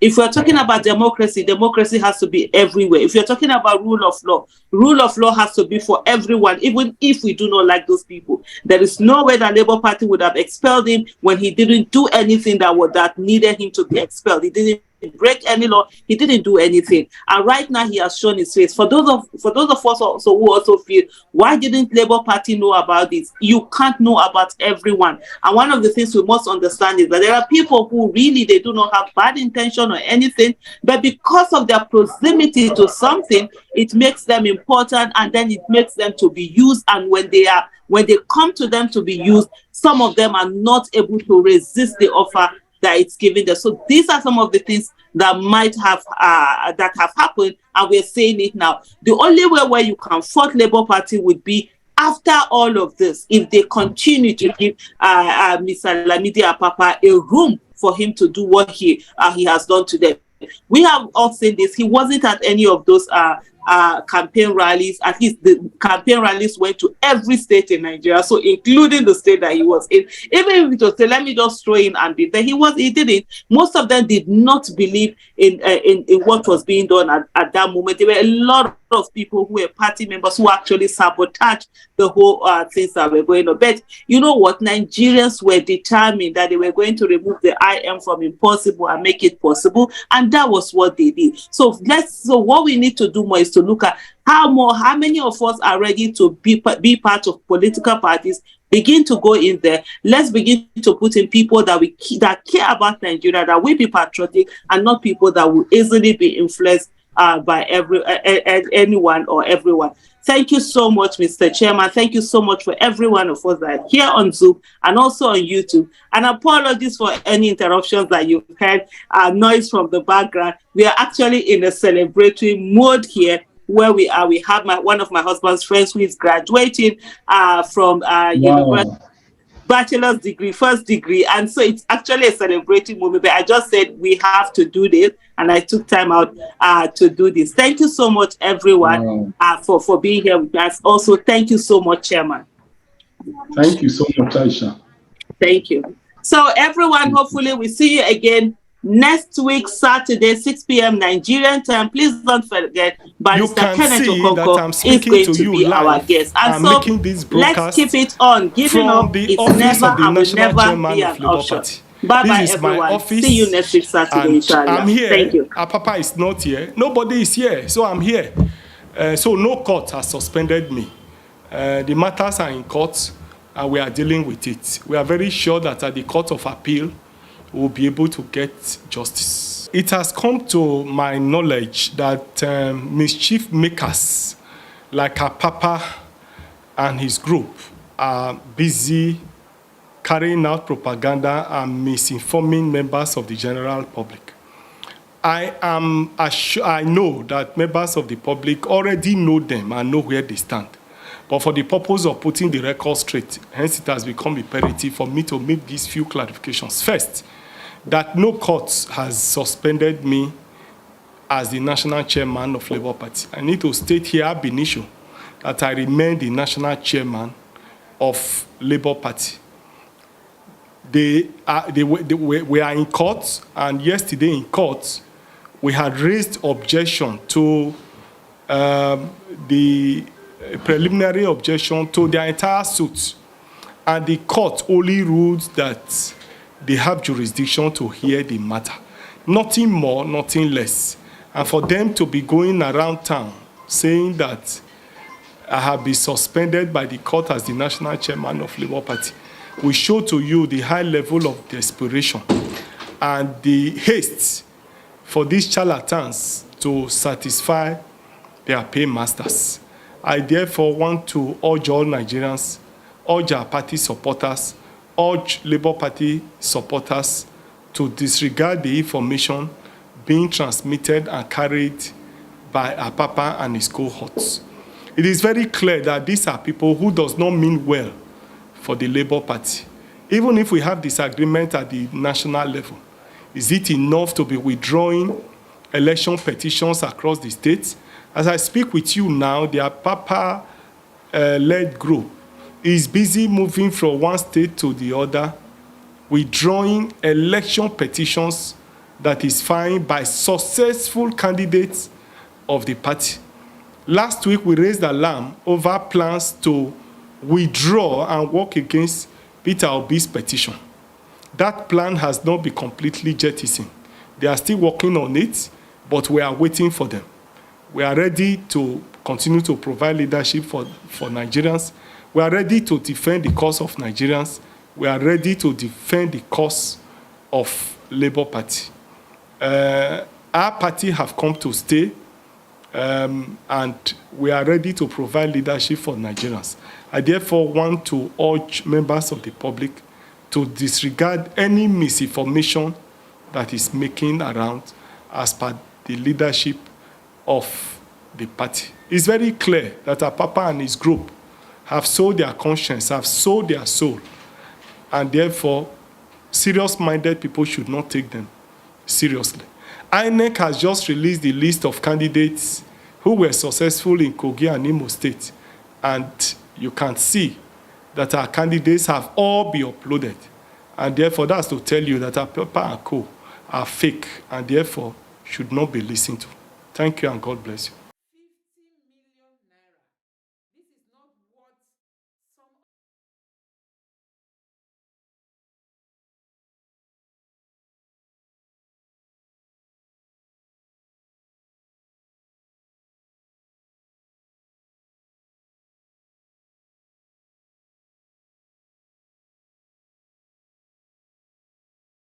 So guys, you can see that Julius Abure remains the authentic Labour Party chairman. All that Apapa and his group are doing is just noise. They are just seeking for attention. They want to be recognized. They want to go viral. They want to trend on Twitter. But I tell you, the Nigerian youths, I mean the Obedients, who are members of the Obedience movement, they are not willing to take any chances when it comes to, allowing people that don't mean well for Nigeria to take over the Labour Party chairmanship. So guys, you can see that the Nigerian youths are saying no to Mr. Apapa and his group. We are not ready to have him as the Labour Party chairman. They've been paid, they've been bought over by other political parties. These are people that didn't even vote for the Labour Party. They couldn't secure their own polling units. They couldn't. And, during the governorship election, they went and voted for people of different political party. They were in the Labour Party, working against the Labour Party. And we all know that during the hectic campaign that Mr. Peter Obi went through, we never saw these people. We didn't see them engaging. We didn't see them participating. And all of a sudden, they want to become leaders of the Labour Party. Where does that happen on earth? We are not going to accept them. Neither are we going to give them the chance to destroy the Labour Party. We must reclaim our mandate in court. And that is just our focus. We shouldn't allow these people to distract us in any way. So guys, we've heard it from the Labour Party chairman. He remains the authentic chairman of the Labour Party, and there is no two ways about it. Let me know what you think about all this in the comment section below. Please don't forget to subscribe to my channel, turn on the notification bell. Please give this video a like so that YouTube can recommend it to others. And let me know what you think in the comment section below. Thank you.